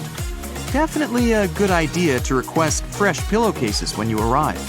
It's also best not to drink out of that glass in the bathroom, as many glasses aren't cleaned properly. Some workers even use disinfectant or furniture polish to get the glasses looking spotless. Ever wondered why they never use fitted sheets in hotels? They might be convenient, but they're impractical for hotel use. The sheets are changed much more often than you do it at home, and the elastic becomes worn out all too soon. Besides, it's a nightmare to store fitted sheets. They have to be of two different sizes, one for either type of bed. It's just easier to take 2 universal flat sheets per double bed and get on with it. Speaking of sheets, you must have noticed that bed linen and towels in hotels are almost always white. The first reason is convenience, of course. When everything is white, it's easy to wash it all together and use bleach to get rid of any possible stains. The second explanation, however, is customer experience. According to public polls, people perceive a white color as luxurious and fresh. which makes their stay more pleasant. If you see an unusually attractive price for a room on a website, be careful. It might not include a mandatory resort fee. If you have an option to pay for a room in advance, you'll see the final cost at the checkout. It'll normally list the initial price you saw before booking and all the extra charges, resort fee included. If you decide to pay at the hotel though, you might be up for a surprise when you check out, so always make sure to read the fine print. You may have seen a rather weird thing in many hotels, a phone in the bathroom, especially just next to the toilet. You'd probably be surprised to know that it's an actual requirement for hotels to receive a 4-diamond rating from AAA. But this also makes pretty good sense. For example, if you slip and fall on the wet floor of the bathroom, a phone can be handy to call for help. Returning to bathrooms, hotels typically don't provide plungers in rooms. You see, hotels want you to have a feeling that you're the first person ever to enter the room you're staying in. It's a question of your comfort, which is the primary concern of any respectable hotel. And a plunger in the bathroom, according to anonymous polls, makes people think that the toilet may malfunction at some point, which doesn't help the image. If your hotel has card keys with magnetic strips, make sure you put your card key apart from your cell phone and wallet. The problem is that key cards are rewritten quite a lot, and they're designed for that process to be quick and easy. So, a fairly strong magnet, like the one in your cell phone, could erase your key card, and you wouldn't be able to get inside your room. The hotel will surely provide you with a new card, but that's still inconvenient. Many hotels only accept credit cards as a form of payment, and without one, you won't be able to book a room directly or use the paid services provided by the place. Booking a room is just the first step of your stay at a hotel. During your vacation or business trip, you might use the minibar or other paid services that you'll only have to pay for at the checkout. If your debit card doesn't have enough funds on it to cover all your expenses, the hotel has no means to get their money apart from suing you. If you pay with a credit card, however, all the additional costs go to the bank, and everyone's happy. The time of check-in and check-out is fixed not to annoy you.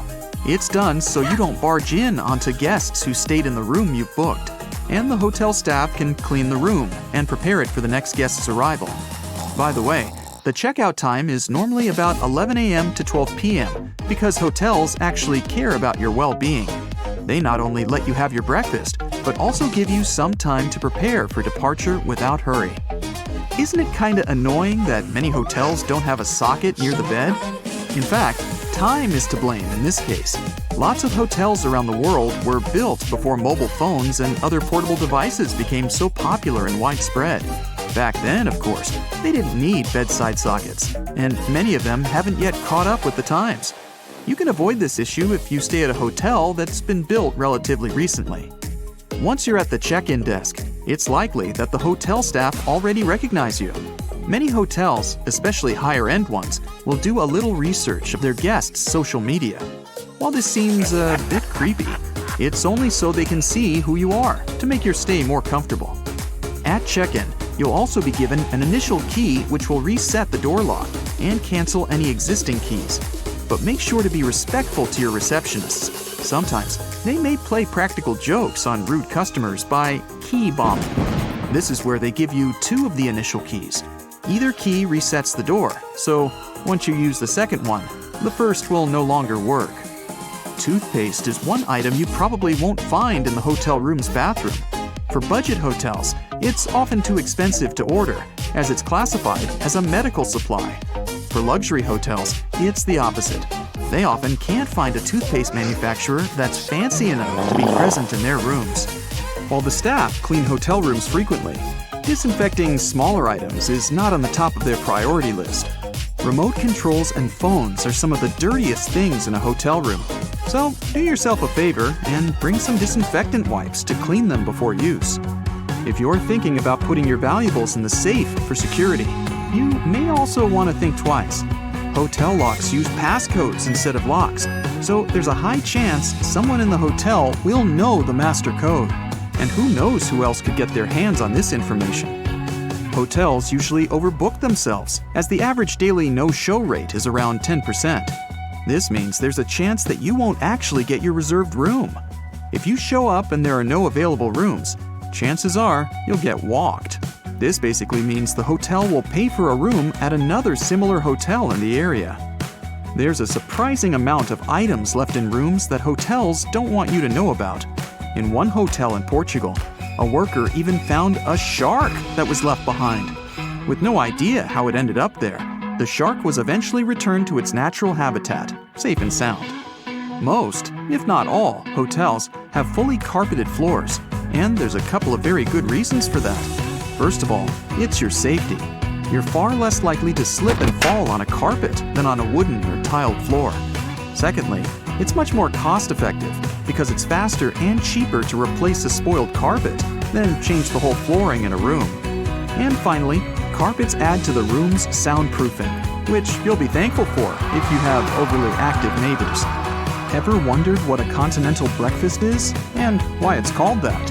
In fact, the name comes from the UK, which is a group of islands, and it means a breakfast that's served in continental Europe. It may include pastries, sliced bread with different toppings, meat, cheese, fruit juice, and hot beverages.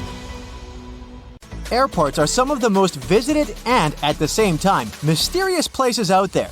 So, let's see what's going on behind the scenes and what secrets airports hide. At some airports, there are special people called profilers. Such people bring to life a special program called SPOT, Screening Passengers by Observation Technique. They analyze your mimics, gestures, and behavior in order to detect suspicious people. Their job is to notice nonverbal signs of anxiety, people licking their lips, itching, or looking around a lot. If a profiler notices a person acting in an unusual way, they can invite them for an inspection. There, they talk to this person, trying to find out more about them and confirm, or not, their suspicions. Airport agents might also be watching you all the way from the security check to your gate. Some airports have facial recognition scanners that can easily track you. They're equipped with special software that compares passengers' faces with their IDs. Keep in mind that if you don't charge your laptop before the flight, it may be confiscated. It's not uncommon for an airport security officer to ask you to power your device up. If you fail to do it, your gadget can be taken away for an additional check. For safety reasons, it's crucial to make sure that it hasn't been tampered with or modified in a way that can cause harm during the flight. Packing an electric brush in your check-in luggage may land you in trouble. Brushes produced by some brands have lithium batteries inside, and those can potentially lead to serious problems in the air. That's why leaving your electric brush in your checked suitcase isn't an option. But you're allowed to store them in your carry-on bag. At the same time, if your device runs on AA batteries, you can put it wherever you want. Anyone who's ever traveled by plane knows about the no liquids rule, but not everybody knows that this rule also applies to peanut butter, toothpaste, creams, lotions, liquid makeup, lava lamps, snow globes, some kinds of medications, deodorant, and even gel shoe inserts. Now, let's go outside for a while and look at those landing spots. Airports charge airline companies huge fees for landing on their runways on certain days and at particular times. But the most interesting thing is that the landing spots can be bought and sold. For example, in 2016, Oman Air paid Air France around $75 million for one early morning arrival slot at London Heathrow Airport. You must have noticed that airfare has increased over the past decade. That's because of the extremely high prices of landing slots. Dispatchers don't only control the planes in the sky, as you can often see in the movies, but they also look after their movements on the ground. They also control the lighting on the runways. There's 3 types of air traffic controllers: en route, terminal, and tower. Each of these dispatchers has their own area of responsibility. One dispatcher has about 5 monitors, and the information on them is constantly changing since the monitors show weather conditions and information about other planes. You know how it sometimes goes. You come to a security checkpoint, and all of a sudden, it turns out you have something prohibited in your carry-on. But worry not, you still have a chance to save your favorite penknife. At some airports, there are on-site postal services, and you might have an opportunity to mail your belongings to any address you provide. But the mailing fees are pretty high. Plus, certain items are prohibited, and the postal service won't deliver them. Airports can be selling your lost luggage right now.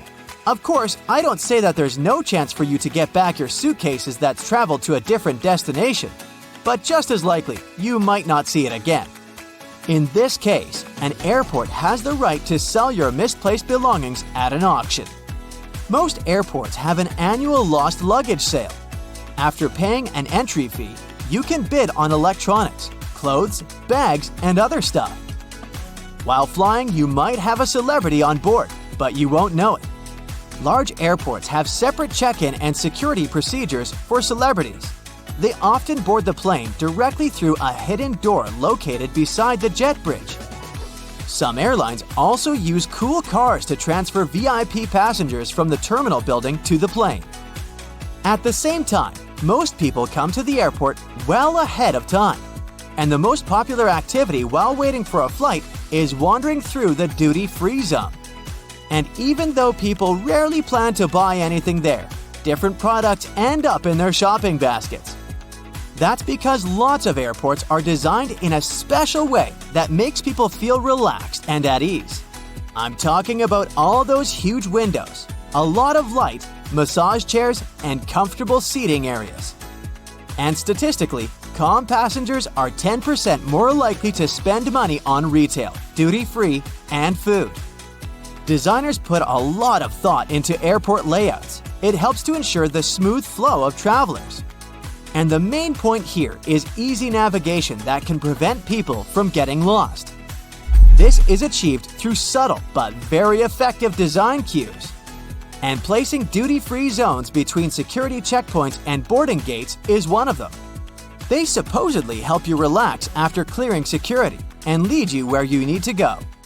But speaking of food, a celebrity chef restaurant at the airport might not be as good as it would be if you were visiting the real thing. Not chefs themselves, but special restaurant companies are responsible for airport outlets. One of the reasons is the extremely strict security that surrounds airport deliveries, including food. You may still have a nice meal, but it won't be the same. Now, I'll tell you about one more way airports manipulate you into spending your money. They make you walk through the shiny duty-free stores straight after the security check. But the most curious thing is that the walkway through such stores usually veers to the left. That's done because most people are right-handed, which means they use their right arm to pull their luggage and are more likely to look to the right while passing through the stores. And the duty-free zone veering to the left leaves more space on the right, where passengers are more likely to look. Oh, and have you ever noticed how many mirrors there are at airports? Mirrors are strategically placed there to make airports appear larger and create an illusion of more space. This in turn helps to reduce the feeling of claustrophobia and makes the airport experience more comfortable for travelers. If you have an opportunity, don't exchange cash at the airport. You'll never get a good rate there. Those who didn't buy local currency in advance can instead order it online and collect it at the airport. Some services only need a few hours' notice for such an order, or it might even be better to use an ATM to withdraw some cash at your final destination. Now, have you ever paid attention to airport codes? The most often used are 3-letter codes. Why this number? Back in the 1930s in the USA, pilots used the National Weather Service's 2-letter city codes to refer to airports. But soon, the number of airports in the country outgrew the number of such codes. That's why airlines expanded this system by adding the 3rd letter. It was usually X. That's how LA, Los Angeles, turned into LAX. But even though there shouldn't be 2 airports with the same code, some of these codes sound so similar you can easily mistake one for the other. For example, look at this airport with the code CGP in Bangladesh. And here we have CPG. It's the code of an airport in Argentina. It's dangerously easy to fly to the wrong place, so pay attention. Seat pockets on planes are mostly filled with in-flight magazines, a plane safety guide, and information about the airline. But they're also home to all sorts of trash, grime, and bacteria that just don't belong there. A passenger coughs into a tissue or wipes their runny nose with a handful of them. But instead of immediately getting rid of them, it gets placed into the seat back pocket. Now another passenger comes along on the very next flight, sitting in that same exact seat. With limited space around them, putting some of their belongings into the pockets leads to potentially millions of germs spreading significantly to them. It's no wonder that these seats' back pockets can get so nasty. Everybody puts their trash inside of them. Passengers often leave uneaten candy bars, diapers, apple cores, and nuts. This leaves crumbs and other matters everywhere. All of this trash is taken out before the next flight, but they're rarely ever deeply cleaned. It's all dependent on the airline itself as to how often they'll really clean the plane and wipe everything down properly. The plastic tray tables where we eat and place our things are one of, if not, the dirtiest parts of any airplane. These seatback tray tables that we use can have over 2,000 CFUs, colony-forming units of bacteria, per square inch living on their surface. The ridged texture keeps cups of soda from sliding off the table, also creating tiny mountain ranges where the microbes attach themselves. Sugary sodas and juices that spill onto tray tables throughout flights give bacteria the perfect environment to stay and feed. Bacteria love living on this plastic almost as much as human skin. And there are lots of microbes that your tray catches and holds onto, especially when they're not thoroughly cleaned. Much like air vents that are always fiddled with, seatbelt buckles are probably the most touched thing on any aircraft. The average buckle can contain nearly 1,000 colony-forming units of bacteria per square inch on it at all times. Passengers touch seatbelt buckles to go to the bathroom. Even after washing their hands, people will walk down the aisle touching all the headrests for balance to get to their seat. After settling in and buckling up, most will then touch their face, eyes, phone, and even food for the rest of the trip. Airports can be big virus spreaders, but they're cleaned constantly. The same cannot be said for the subway, buses, or even taxis. Subway door handles, luggage carts, chairs, seats, and poles are very rarely cleaned and are a breeding ground for all sorts of nasties. New York City's subway system is one of the dirtiest in the world, with a mind-boggling 2 million bacteria colonies per square inch on nearly every surface.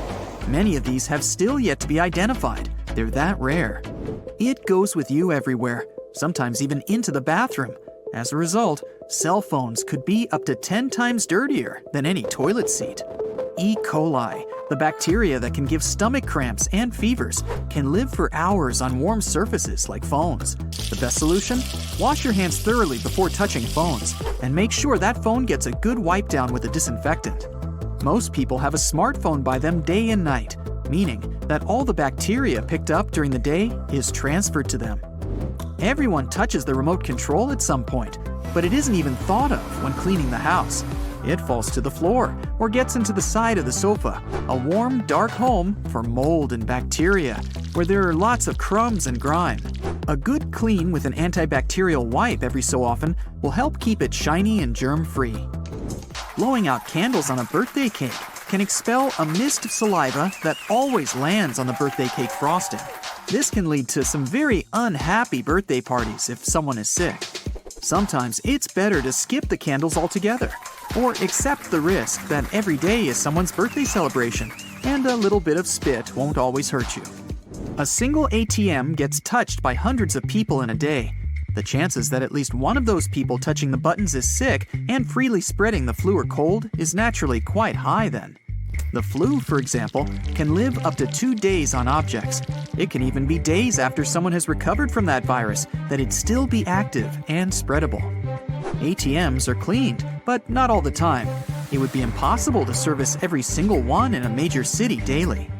A single dollar bill can be home to thousands of different kinds of bacteria, including the usual suspects like E. coli, staph, and a bacterium that causes acne breakouts. Paper money can reportedly carry more germs than a household toilet, and bills are a hospitable environment for gross microbes. The smaller in value of the bill, the dirtier it will be because it's in circulation more. Money can't be cleaned like a lot of things, but taking it to a bank for new, hopefully cleaner bills is possible. Use hand sanitizer and wash your hands after handling money too, just in case. Grocery store shopping carts can have more bacteria on them than what's ever been found in public restrooms. That includes toilet seats and the flushing handles. Cleansing wipe dispensers have been appearing at many major grocery chains, and some stores even go the extra mile to clean them after the day's through. But these simply aren't enough to keep up with the petri dish that the handles are. With over 100,000 bacteria per square inch, it's nearly impossible to keep them clean. Toothbrush holders hold onto moisture and are rarely cleaned, making them one of the dirtiest things in our homes. It can be filled with salmonella, E. coli, and lots of mold over time when it's not getting cleaned regularly. Wash your toothbrush holder in hot, soapy water every week to minimize the chances of getting sick. Toothbrushes should be changed every 3 to 4 months for a very good reason. It takes a while for the toothbrush to dry. This creates the perfect home for mold and fungus to spread and grow. There can be more than 600 different kinds of bacteria living inside of your mouth. A kiss alone can transfer about 80 million bacteria from one mouth to another. A good brushing routine will have around 1,000 to 100,000 bacteria living on each tooth's surface. But for those that don't brush, bacteria can be up to 100 million or 1 billion bacteria on each tooth. The dirtiest thing in our home can only be one thing: the kitchen sponge. It's wet, absorbent, and food and dirt are rubbed into it all the time. Then we wipe down our kitchen tops just to spread all that grubbiness around some more. Sponges are very hard to keep clean. The best way to keep things sanitary is to replace it when it starts to smell bad. It's no surprise that if the sponges are filthy, then sinks are too.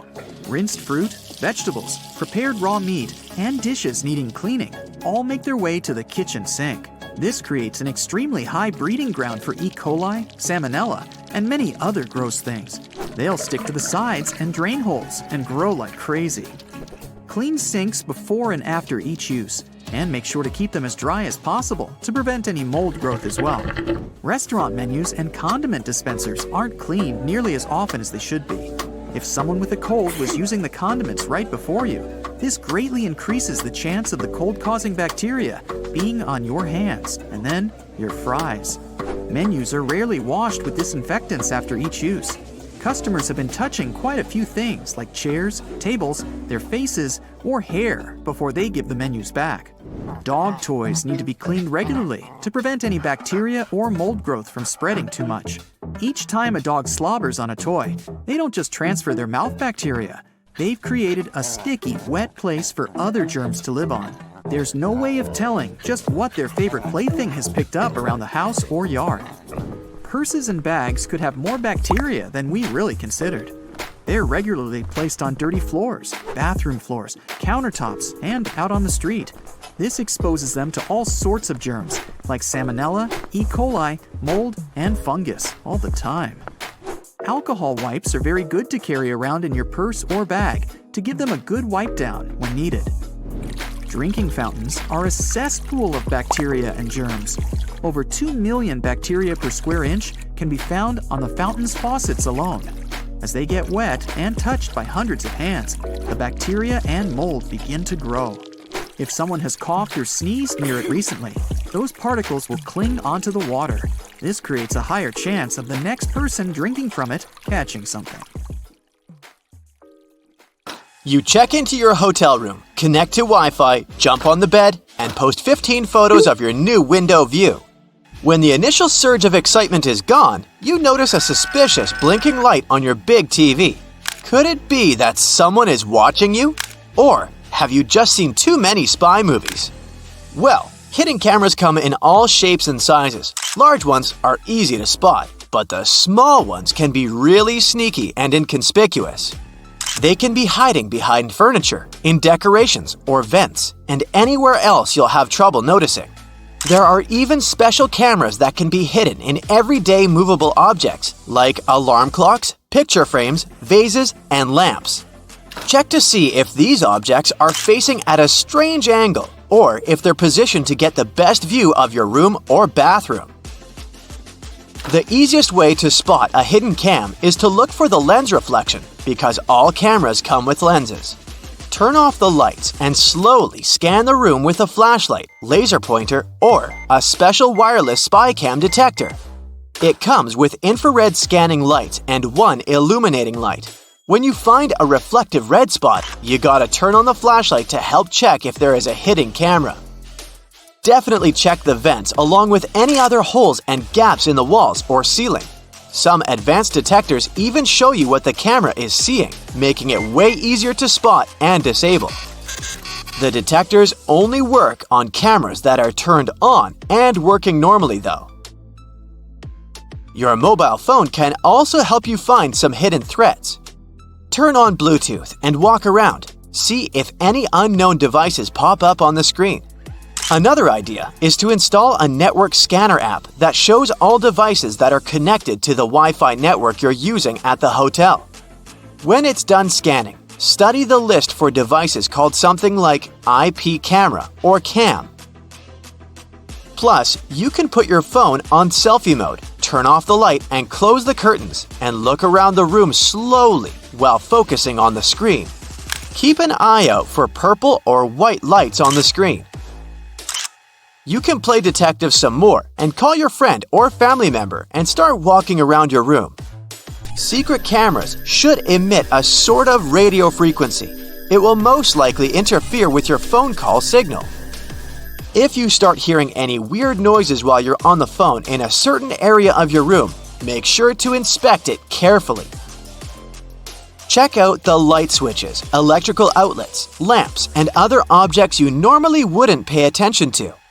If they look a bit crooked, have a hole, or seem misplaced, it could be a sign that someone tampered with them. Many spy devices need wires, and whoever installed them had to hide those wires, often behind the vinyl baseboard. That's why the place where the floor and the wall meet is another area you should check. Ridges, bumps, or discoloration could be a sign there's a microphone hiding there. The same goes for spots on ceilings and walls, even if they're not larger than a coin. If you do find a hidden camera or something looking suspicious, don't shy away and let the hotel administration or your booking service know about it. Don't try to touch or move the device yourself. If the hotel denies everything, contact local law enforcement. After you've scanned the room for cameras, check out the mirrors. Someone could be watching you from the other side. First, see if the mirror is built into the wall or can be adjusted. If the mirror is semi-transparent, it will be built into the wall. You can do a simple test to check the mirror. Press your fingertip against the glass and push firmly enough to leave a fingerprint as you move your finger away. Study the fingerprint. If there's a small gap between the print and the mirror where the glass should be, then it's just a mirror. On a semi-transparent mirror, there will be no gap. Another way to check if your mirror is semi-transparent is simply to tap the glass. If someone is watching you from the other side, the mirror will make an empty sound. A double mirror needs a brighter light on the other side than on yours. Get close to it and cup your hands around your eyes. Do you see some light behind the mirror? If so, you might have an unwanted audience.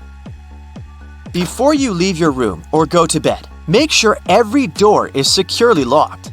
By every door, I mean not only the entrance to the room, but also the door leading to the terrace, if you have one. You can bring a portable door lock with you for extra security if you're staying in. You could also start a little DIY project and wrap a belt or a bag strap around the arm that pushes the door shut. Buckle it up and wrap it around several times for an extra layer of protection. Another idea for when you're about to nap or go to sleep is to build a pyramid of stuff by the door. Glasses and mugs will do perfectly. If someone tries to get inside while you're sleeping, there'll be some serious noise. Intruders prefer to keep it low-key, so they're highly likely to give up on robbing you straight away. If you travel with some valuables and don't feel comfortable leaving them around the room, you could put them in the safe inside your room. But because those safes use passcodes instead of physical locks, Someone from the hotel has to know the master code to unlock it, just in case. So, you can bring your own safe with you instead. You can find the ones looking like books on Amazon, for example.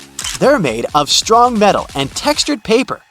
They come with a combination lock and have enough room to fit your passports, cash, and jewelry. In case you have to leave your laptop in the room and want to make sure no one plugs in a USB drive to steal your data, here's what you can do. Leave a bottle of water or some other item next to the USB port. Measure the distance. Let's say it's 1 thumb length away. For someone to plug in their device in the laptop, they need to move the bottle. You can take it one step further and drop a pen parallel to the laptop under a certain angle. You can measure the angle with your smartwatch or phone using the Compass app. Again, if someone moves it, you'll know. Even something as simple as a "Please do not disturb" sign can help you figure out if someone entered your room while you were away. Make it look like you left in a rush and the sign accidentally stuck between the door and the door frame. If you come back and the sign is hanging freely, then someone must have ignored it and tried to disturb you. In that case, you can contact reception and ask to send someone to enter the room with you to keep you safe. If you care about the cleanliness of your room as much as you do about your belongings and your personal safety, this one's for you. Hotel housekeeping workers normally have up to 20 rooms to take care of on an 8-hour shift. It means they'll have no more than 30 minutes for your room. It gives them enough time to make the bed, clean the floors in the room and the bathroom, empty the trash bins, and dust all surfaces. But they rarely have the time to take care of smaller objects like light switches, door and drawer handles, and remotes. And yes, these are exactly the objects you'll be in contact with the most. They can actually have more germs than the toilet. So, if you want to be sure those germs won't land on your hands, bring enough antibacterial wipes to clean all those things before you touch them. Now, flying has long become routine for many people. But even frequent flyers sometimes don't know about things you should never do on a plane. Ooh. No bare feet on a plane. It's one of the biggest no-nos of air travel. Even if we omit the topic of unpleasant odors. Phew. The airplane floor is extremely filthy. People with contagious foot problems might have been walking the aisles barefoot before you.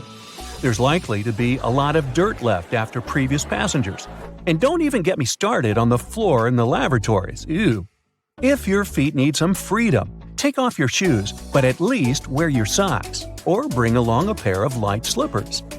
Keep in mind that the pressurized air in the passenger cabin is just as dry as it is in the Sahara Desert, with only about 20% humidity.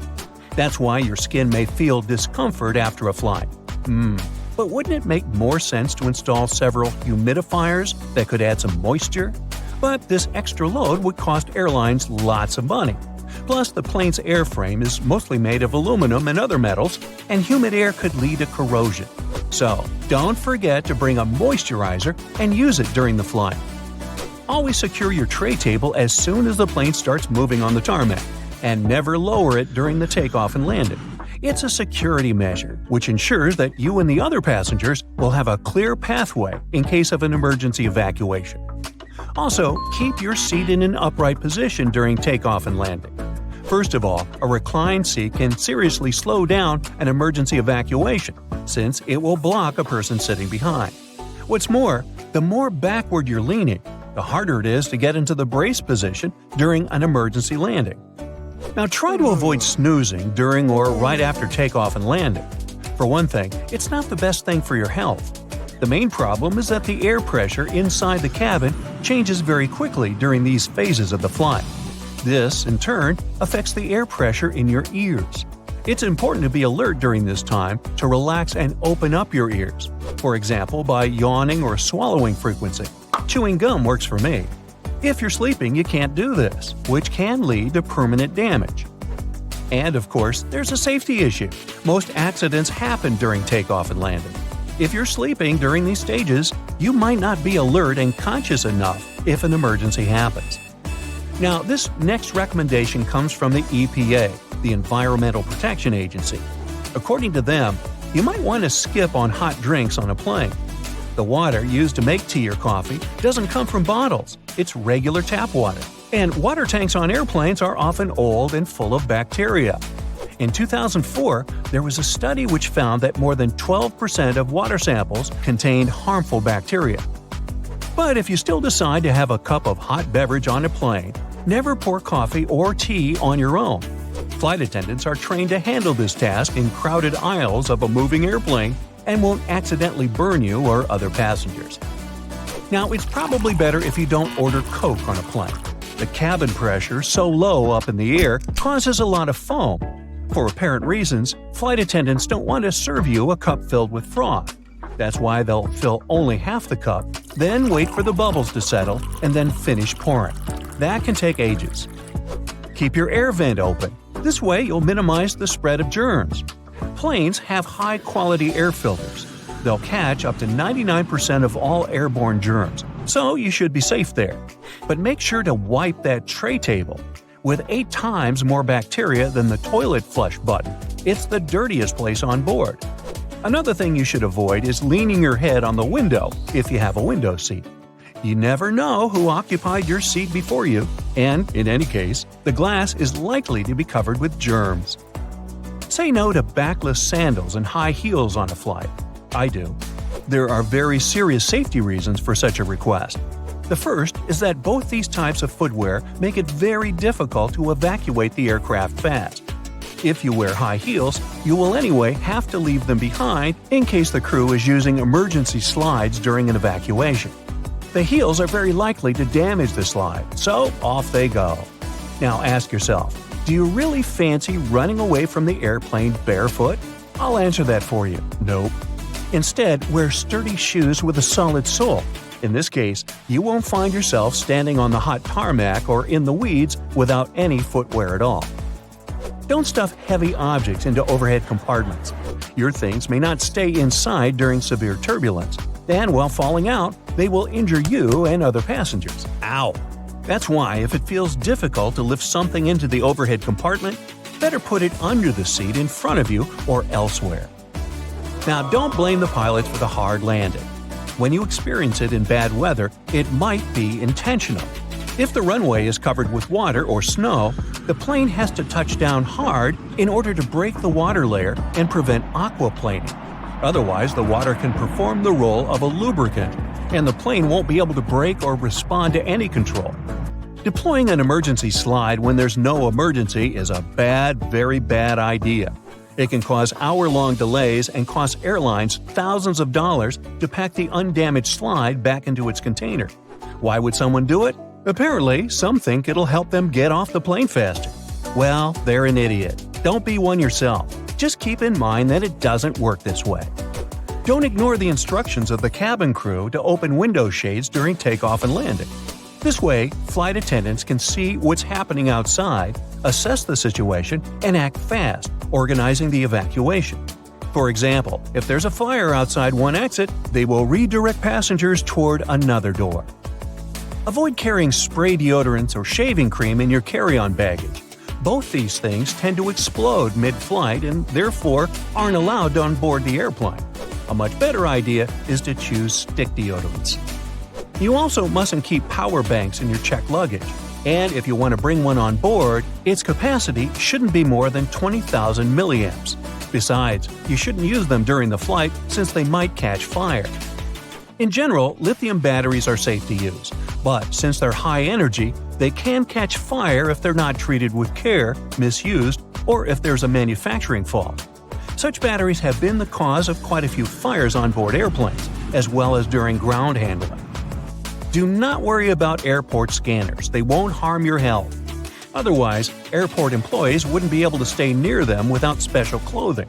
Even when you're passing by a baggage scanner, the risk is minimal.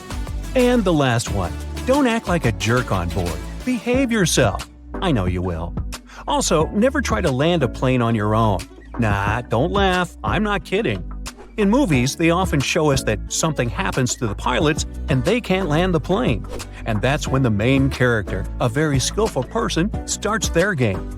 Unfortunately, it's close to impossible to do it in real life. Even if a person is a genius, is fond of computer simulators that match the real model of an aircraft 100%, and is ready to follow all the instructions from the ground, they're likely to fail due to one simple aspect: stress. It is true that there have been cases throughout history when amateurs landed smallish private planes after the incapacitation of a pilot. However, there has never been a case of a non-professional pilot landing a commercial passenger airplane. It's only in the movies. Now first, you probably already know that germs are everywhere, and it's impossible for humans to get rid of them. These tiny creatures train our immune system.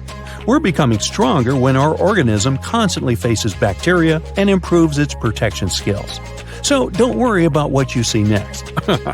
Welcome to one of the favored places among bacteria and microbes: hotel rooms. Yes, they seem to be so clean, but in some ways, they're more dangerous than a garbage dump. Everything is dirty at the landfill, and you're afraid to touch anything. But the dirt in hotel rooms is almost invisible. Germs are waiting for you here, and there are a lot of them. So the first problems appear already in the elevator. The buttons on the panel are swarming with various bacteria. Suppose no one cleans them with a disinfectant. In that case, these buttons become the arena where billions of microbes multiply and devour each other. Take a look at an ordinary apartment building. There are elevators too.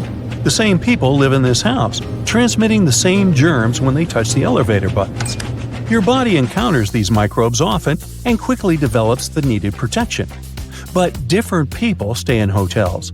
A guy from some African country can bring a bacterium that will be dangerous for a girl from cold Norway.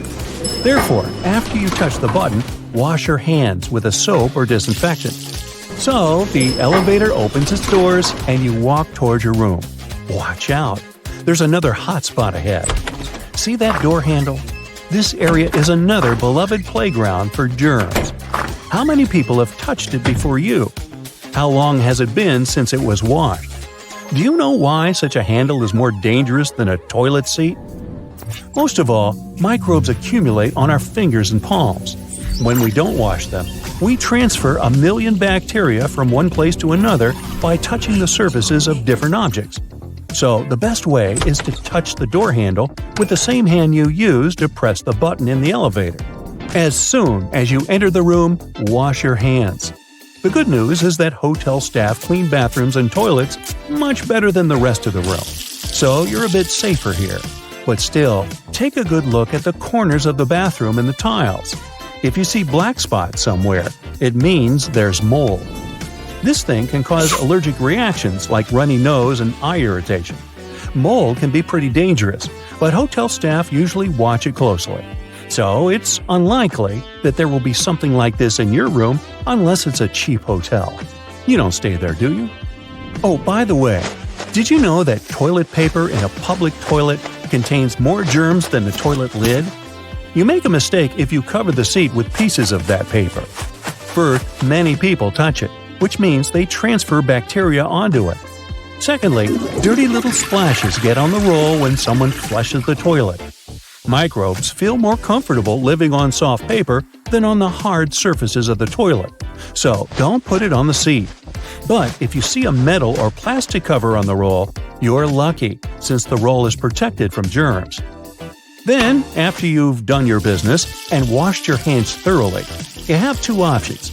Wipe your hands with a paper towel or use a hand dryer. It doesn't matter which you choose, both variants have a lot of germs. But if you use the dryer, bacteria will fly all over the room, so better grab a towel. Okay, you come out of the bathroom and find yourself in a danger zone. Don't think that all germs there are harmless. Some of the most common bacteria in hotels cause intestinal infections. If you don't want to spend the rest of your vacation or business trip next to or on the toilet, get ready to fight colonies of tiny parasites. The first thing you need to do is wash those glasses and cups with soap. Some travelers carry their own mugs with them, which is a good idea. Then look around and ask yourself, which places do people touch the most? These are the TV remote control, coffee machine, fridge, door handles, tables, hairdryer, and windows. But relax, You don't need to do the cleaning instead of the hotel staff. It's enough to have wet wipes with a powerful disinfectant. Wipe the surface of all these objects. Perhaps you worry in vain, and the hotel carefully monitors how clean the rooms are. Or you can tell the manager you want to have your room cleaned again. So, you've wiped all the surfaces and jumped into bed tired. Unfortunately, you're not the only one to rest on that soft mattress. You have a huge company of bacteria. Of course, washing pillowcases and bed linen destroys germs, but what about the bedspread? Most likely, nobody washes it. Removing germs from the tissue is difficult, so you'll probably have to put up with it. But the thing you shouldn't accept is bed bugs. If you notice dark spots on your mattress, this is most likely the waste left by bed bugs. You're not hungry, are you? I don't want to spoil your appetite. The insects themselves can hide deep in the mattress. They can sleep there for months and then wake up to satisfy their hunger. While you're resting, they come out and bite your legs. If you notice small red spots on your skin in the morning, then bed bugs have, well, kissed you. The bites of these beetles are not dangerous. Some people may have a mild allergic reaction in the form of irritation on the skin. But the problem is that some bed bugs can get into your clothes or things. Then you'll bring them home. These creatures multiply rapidly. Therefore, if you don't want a colony of biting bugs in your house, then wash your clothes, clean your luggage, and go to the shower.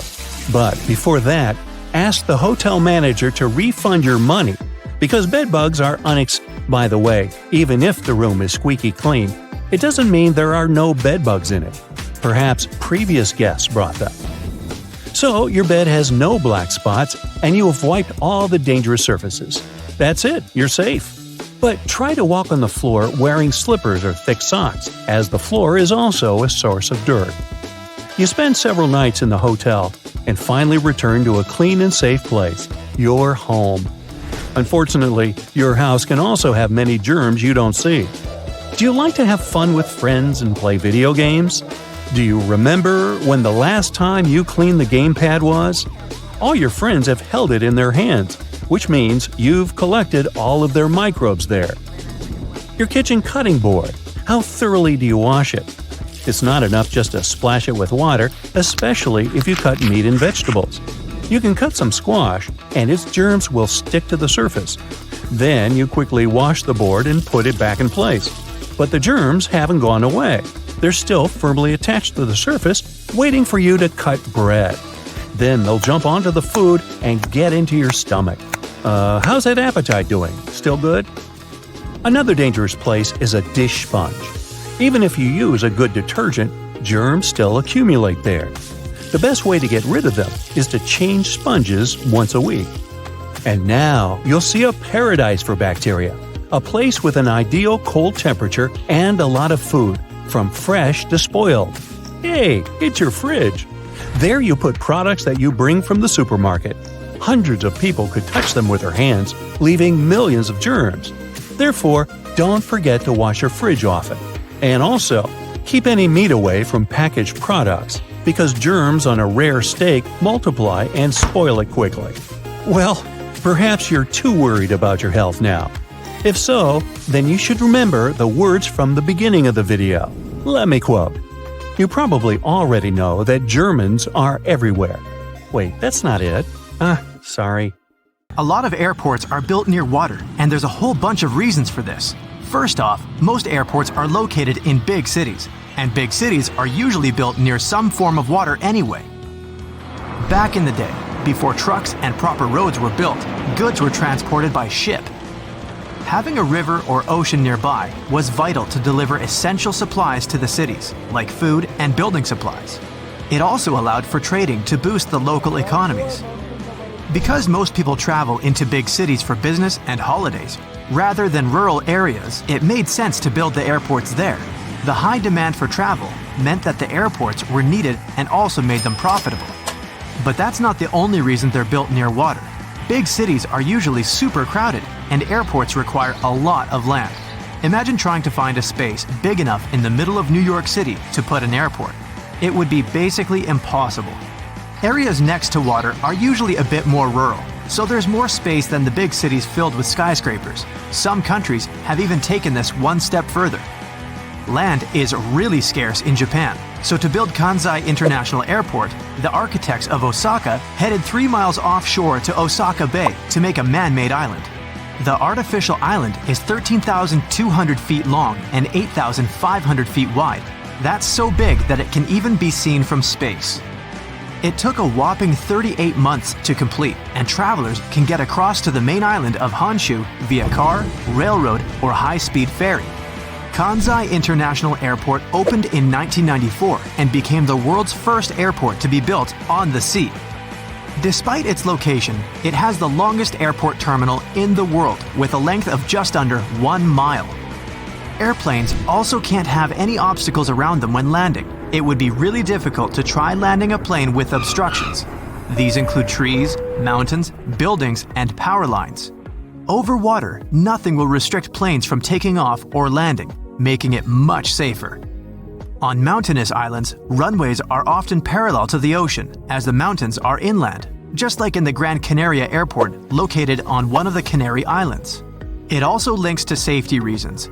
If a plane has to cancel a runway landing and go back around again, there must be enough room for it to do this safely without hitting anything. It's also got to be able to climb back up into the air at a safe angle to avoid causing problems for the passengers inside. Reaching this safe altitude is much easier, quicker, and safer by the sea, compared to big cities or mountainous areas. Speaking of failed landings, pilots are trained to deal with engine failure on takeoff. If a plane reaches the right speed for takeoff, it has to leave the runway, even if the engine fails. But don't worry, planes can still fly with only one engine. It just requires a bit more effort. Because of the reduced capacity, it takes longer to reach the right altitude, and more space is required for takeoff. Taking off towards the ocean makes it easier to climb to a safe altitude without worrying about colliding with any obstacles.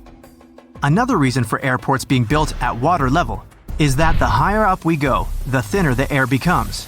It causes the thrust of the engines to decrease, as well as the lift produced by the wings. Setting off from higher areas means it's more difficult for the planes to take off. In terms of money, this would mean building longer runways, which would cost more, and no one wants that. This also means the planes require less fuel as they don't burn as much energy on takeoff. And there's less noise made as the planes don't have to work as hard. But despite this making the planes less noisy, airports are going to have pretty high noise levels. Imagine hearing planes zooming over your house while you're trying to get sleep at night. This is a key reason why airports are usually built on the coast, far away from any residential areas, as fish aren't generally known to file noise complaints. In some countries, airports actually have to provide upgrades for nearby houses that will be affected by the noise. Germany is one of these countries, and they do everything from improving roofs to adding wall insulation to cover all that noise. Building by the coast means that they don't have to pay up for all these expensive upgrades, which saves the airport lots of cash. Coastal areas also have weather advantages for flying. Sea breezes are steady winds that blow from the water to the land. Planes mostly land and take off with the wind, making it the perfect place to build an airport as there'll be no delays caused by unexpected strong winds. But while the sea breezes that come in spring and summer are great, areas near water can be prone to fog during fall and winter, so this part has its pros and cons. But not every airport is on the coast, as it does also pose a number of issues too. One of the biggest is birds. Our feathered friends love the coast because of all the yummy fish, but they can cause big problems for pilots. But airports manage to get around this using scare tactics. Birds don't really enjoy noise, and planes aren't the quietest of things. Airports also make loud bangs and even train hawks to take down birds that are in the way. The most obvious risk of building close to the sea, though, is flooding. Airports cost crazy amounts of money to build, and planes aren't cheap either. Back in 2018, Kansai Airport was flooded by Typhoon Jebi. They had to cancel all operations for 2 days, and the water was so high that it damaged the engines of the planes. While coastal airports put measures in place to protect against flooding, it's pretty difficult to save everything from a typhoon. With rising sea levels and an increase in extreme weather, these floodings are also looking more and more likely to happen. A quarter of the world's 100 busiest airports are less than 32 feet above sea level. And 12 of those, including New York, San Francisco, and Shanghai, are less than 16 feet. Yikes! All that water poses another problem. If planes overshoot the runway, they have nowhere to go. Overshooting is basically when the pilot underestimates the length of the runway and doesn't reach takeoff speed in time. There are usually extra bits of concrete or grass that the plane can run onto when the airports are on land. There'd be a bit of damage to the plane in this case, but nothing major. But with coastal airports, the plane might go straight into the water. Luckily, there's new tech that aims to prevent this from happening. These new kits let the pilots enter in all the flight calculations, including the weather conditions that could affect takeoff. This system then calculates how much runway the plane will need to stop. Many airports also have added soft concrete to the end of runways to avoid a watery disaster. When the plane glides onto this soft concrete, they get stuck and it stops them traveling too far. There are also financial issues with building airports next to the water. Land rent next to the coast or lakes is usually higher than the mainland due to the demand. Like 40% of the US population lives on the coast, despite coastal areas only making up around 10% of America's total landmass. Airports require flat land to be built on, but this isn't always easy to find, and coastal land can pose particular problems due to sand conditions on marshland. But this doesn't mean it's not possible. One of the world's most famous airports, New York's JFK, was built on marshland. The land was a lot cheaper than usual, and marshland can't really be used for a lot. Of course, it can cost a lot of money to make the ground suitable to carry heavy loads, but this was all sorted. Finding such a big area close to one of the world's most famous cities was a very rare find, even if it was marshland.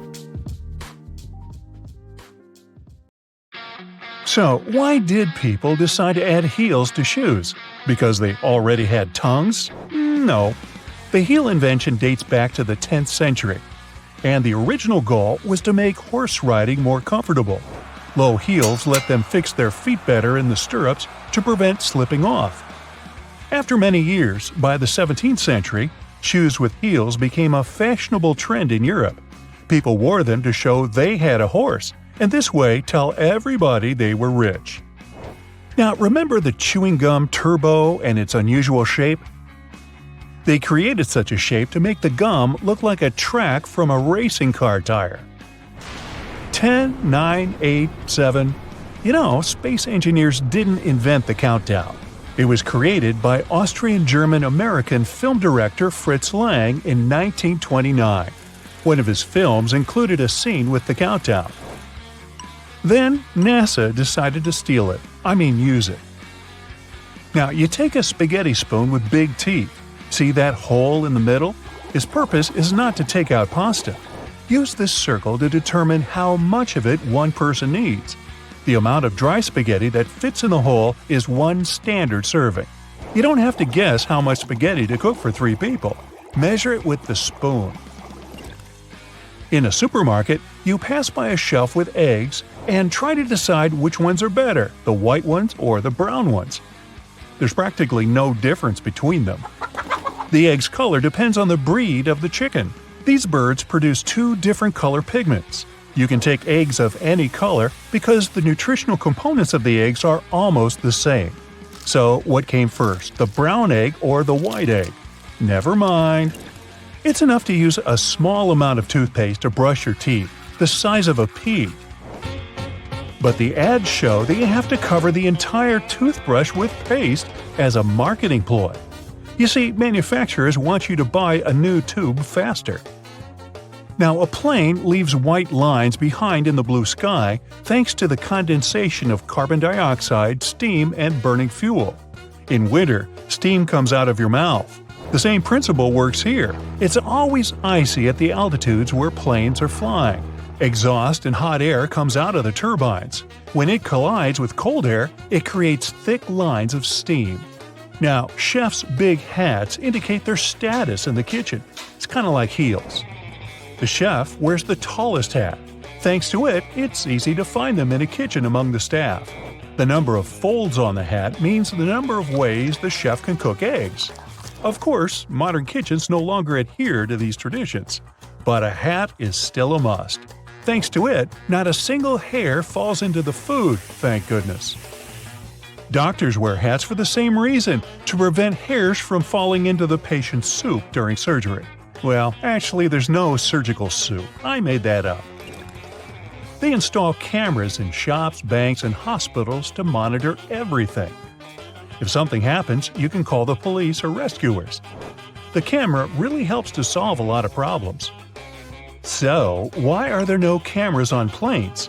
The crew keeps order on the plane, but they won't be able to do anything if something serious happens. Besides, there's nowhere to run on the plane.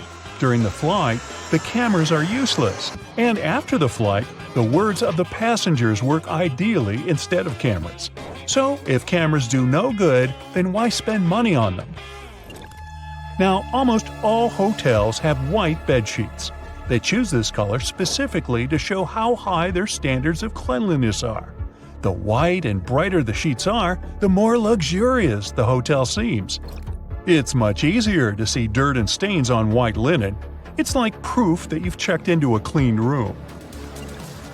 Ever wonder why a computer mouse is called like that? Well, in 1968, Douglas Engelbart of Stanford Research Institute introduced the computer mouse. He couldn't remember why it was called like that. The reason was probably that this little device with a wire really looks like a mouse with a tail. Gasoline looks like a rainbow in a puddle because it can't mix with water. It forms a thin membrane over it. When light reflects from it and the water at the same time, you've got a rainbow. Now, they make magnets shaped as horseshoe because this increases the magnetic force. Colors matter too. The blue part indicates the South Pole, the red part, the North Pole. The two poles work simultaneously and increase the attraction force. Now, that Do Not Disturb sign on your hotel room door is not a requirement, but just a suggestion. Maids and staff have the right to go there if they suspect something's wrong, especially if you don't remove the sign for 24 hours. Why do clocks go to the right? The sun is the main reason. In ancient times, when people invented the sundial, the sun's shadow was moving to the right in the northern hemisphere and to the left in the southern hemisphere. Mechanical clocks were first invented in the northern hemisphere, so it always goes right. Or, as we now say, clockwise. Diamonds have such symmetrical shapes to show you their brilliance. Initially, the gems aren't so beautiful. They go through several stages of cutting and then become pieces of elegance. Most of these stones have a round shape with slightly pointed corners. Diamonds shine the brightest in this shape. So, why are there two holes in the socket? The left hole is neutral, the right hole is hot, and the gap underneath is ground. Electricity needs to flow through the chain. The current flows from the hot slot, passes through your phone charger, for example, and then goes through the neutral hole. Now, ever wondered what that small pocket on your jeans is for? Well, people used to wear watches on chains. A small pocket was meant for it. Now, almost no one wears such a watch, but the pocket remains. You can keep something small like a ring in there. The lollipop stick has two holes for a good reason. When they put the stick in hot syrup, the liquid flows through these holes. It helps hold the lollipop tightly on the stick when it's completely solidified. Now, the pen cap has two small holes too. They created it so you don't suffocate if you accidentally swallow the cap. Good thing. All the same, keep the cap out of your mouth. Now, why did people start to wear a tie? That all goes back to the 17th century Europe. They invented a tie to tighten a collar. It protected soldiers from the cold wind blowing on their necks. But King Louis XIII liked this element of clothing so much, he made it a must-have accessory for royal gatherings. So, why are the chopsticks connected? If they're disposable, they should be connected with a wooden clamp. It's to prove that no one used these chopsticks before you. The little fabric pieces stored in new clothes aren't actually patches. They're first test subjects before washing. You can put this cloth in the washing machine and see what happens to it. If everything is fine, you can safely wash your clothes. Now, why are the cups at parties colored red? Because it helps you quickly find your drink on the table among snacks and drinks, and all those other red cups. Here's a hint. Write your name on your cup. Also, red is considered a color that provokes action. At the psychological level, it seems the red cup is asking you, "Hey, drink me up." Now, they believe yellow taxis have their roots in 15th century Italy, when postal businessman used yellow cabins for delivering mail. He wanted everyone to recognize his carts. So, different sorts of pasta are shaped differently because a specific figure fits a particular sauce. For example, thin and smooth pasta is perfect for light sauces and ingredients. Thick ribbed pasta, such as penne, is good for thicker sauces and vegetable stews.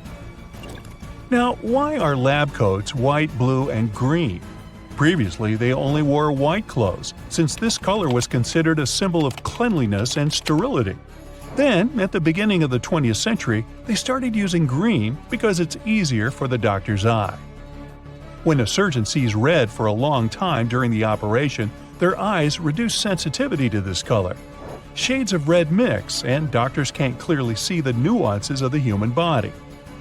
But blue or green areas help refresh their vision. The eyes rest for a second, then return to red color again.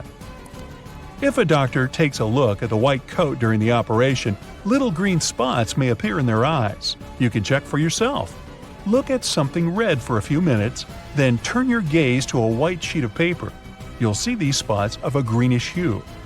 So, doctors wear blue robes not to be distracted. Also, different hospitals may have their own rules. Robes can be of different colors according to the hierarchy.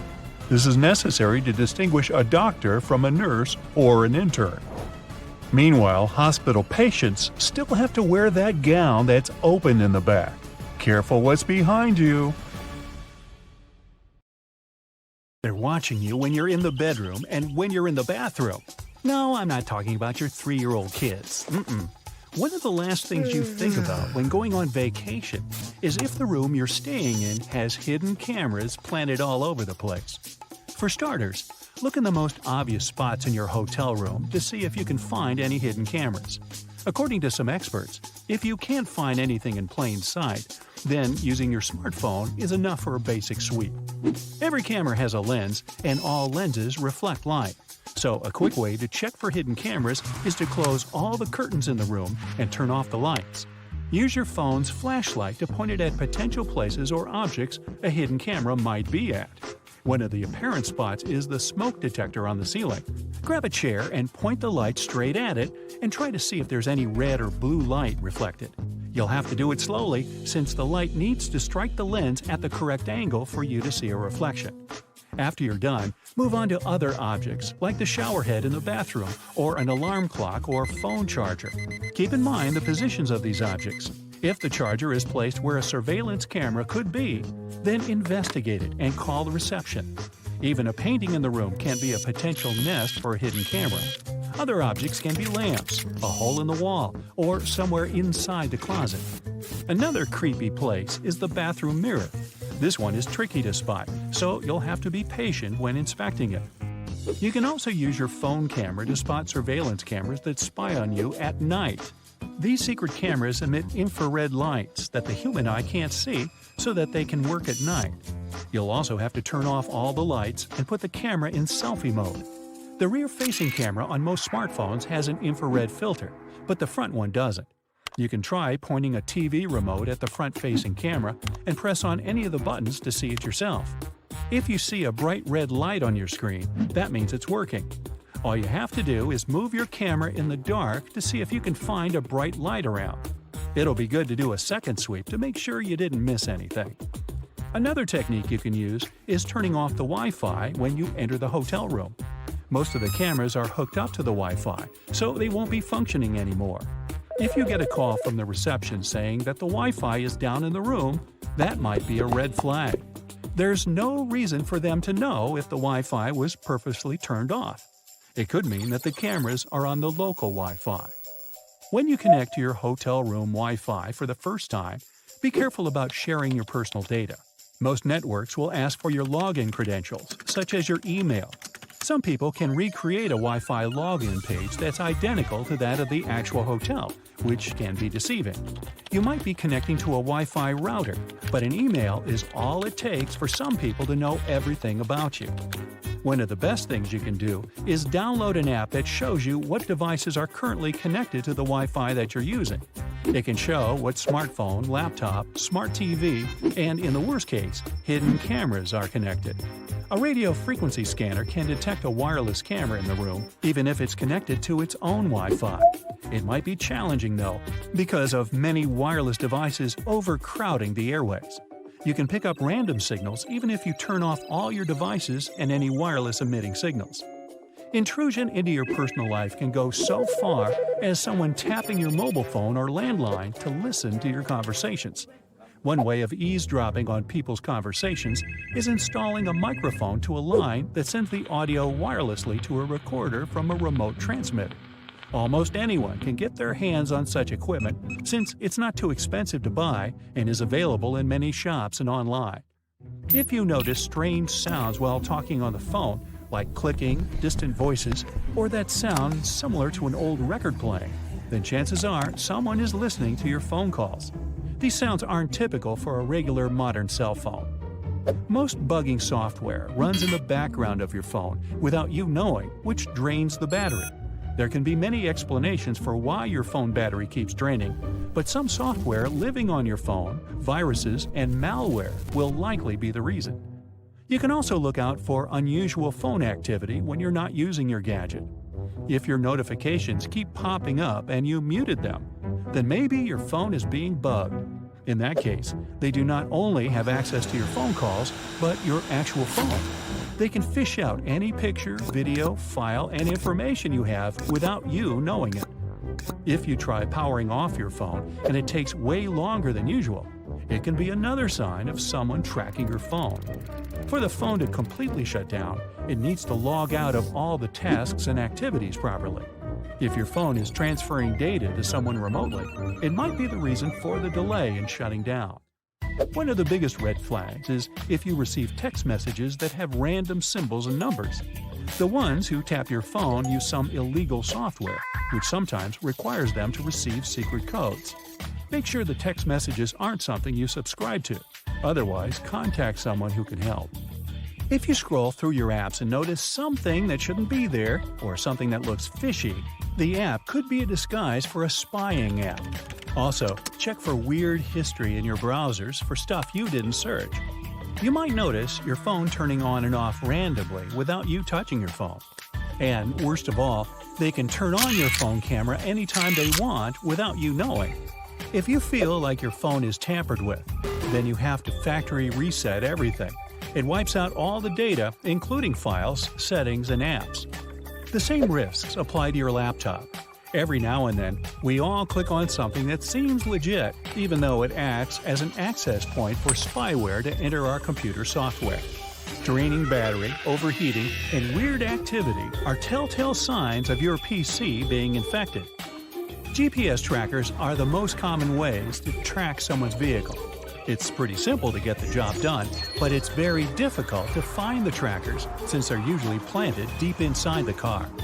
If you ever get the spooky feeling that someone could be watching you while you drive, or coincidentally see the same person everywhere you drive your car, then start searching for that tracker. The most common places are underneath the car or near the back wheels. But the person tracking your car is smart and knows what they're doing. They're not going to let you find it that easily. If you find nothing on the outside of your vehicle, then try looking on the inside. If you find something there, it's a clear sign the person tracking you broke into your car and planted the tracking device. Or it could be someone you know who took a ride with you once and slipped it in without you knowing.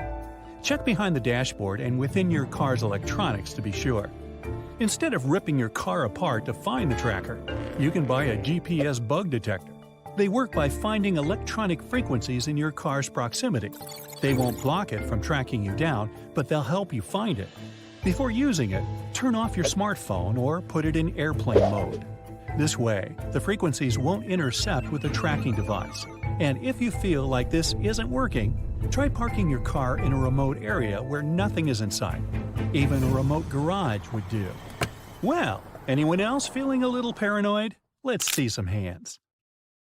You pull up to a hotel and see a no vacancy sign, but don't necessarily believe it. Hotels usually do this when they only have 2 or 3 rooms left. Instead, try calling the front desk to see if they have rooms. Hotel star ratings aren't always reliable, as the rating systems vary between countries. In Italy, for example, a hotel can be given 5 stars just for having a 24-hour reception desk, receptionists that speak 3 languages, and rooms that start at 16 square meters. Instead of using stars, look at ratings or reviews instead. Booking late can also get you the best deals. If your stay is not urgent, try booking a room on the day of the stay. If the hotel isn't full, you'll likely get a discount. Hotel managers reduce room rates last minute to fill them. It's also usually better to book directly with the hotel. Third-party websites are often given worse rooms or whatever is left over. Hotels are also likely to offer a reduced rate if you book directly. This is because third-party sites charge the hotel a fee. Once you're at the check-in desk, it's likely that the hotel staff already recognize you. Many hotels, especially higher-end ones, will do a little research on their guests' social media. While this seems a bit creepy, it's only so they can see who you are to make your stay more comfortable. At check-in, you'll also be given an initial key which will reset the door lock and cancel any existing keys. But make sure to be respectful to your receptionist. Sometimes they might play practical jokes on rude customers by key bombing. This is where they give you 2 of the initial keys. Either key resets the door, so once you use the second one, the first will no longer work. If your key has a magnetic strip on it, make sure not to put it near your cell phone or wallet. A strong magnet like the one in your phone can erase your card key, meaning you won't be able to get into your room. Now that you're all checked in, let's head up to your room. Make sure to have a quick scan of your doors and floor. Some hotel guests have reported tiny cameras being slipped underneath their doors. Even if the door is locked, endoscope cameras can easily slide under. The general rule is, if you can fit your finger under the door, a camera can fit too. Try covering the gap with a towel. Now, how about the room in general? If you're not happy with it, you can easily request a change. If there are other available rooms, the manager will be happy to help. Once you are settled in, you'll want to head into the bathroom to check out all those samples. But while you might think you're being sneaky by grabbing the free shampoos, hotels actually want you to take them. The items contain the hotel's logo, so you're basically giving them free advertising if you put them in your home. The robes and towels are a different story though. Many hotels are now adding radio frequency chips so they can track stolen items.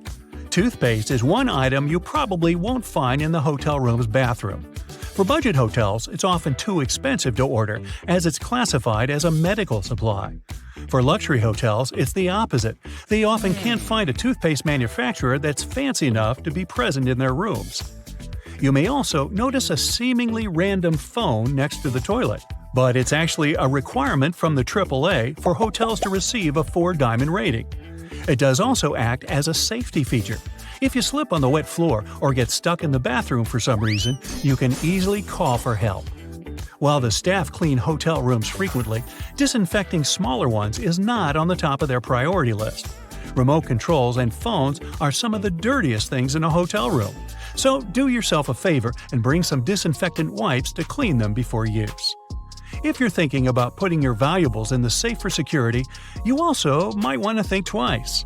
Hotel locks use passcodes instead of locks, so there's a high chance someone in the hotel will know the master code. And who knows who else could get their hands on this information. You may also want to throw that comforter on the floor too. While sheets may be cleaned regularly, the comforters are not. Some hotels wash them every week or so, but others don't even bother. Ew. The same, I fear, goes for your sheets. Most high-end hotels will change the sheets daily, but a lot of budget ones don't change the pillows or bedding after a guest checks out. Definitely a good idea to request fresh pillowcases when you arrive. Now you're ready to kick back on the bed and rent a movie.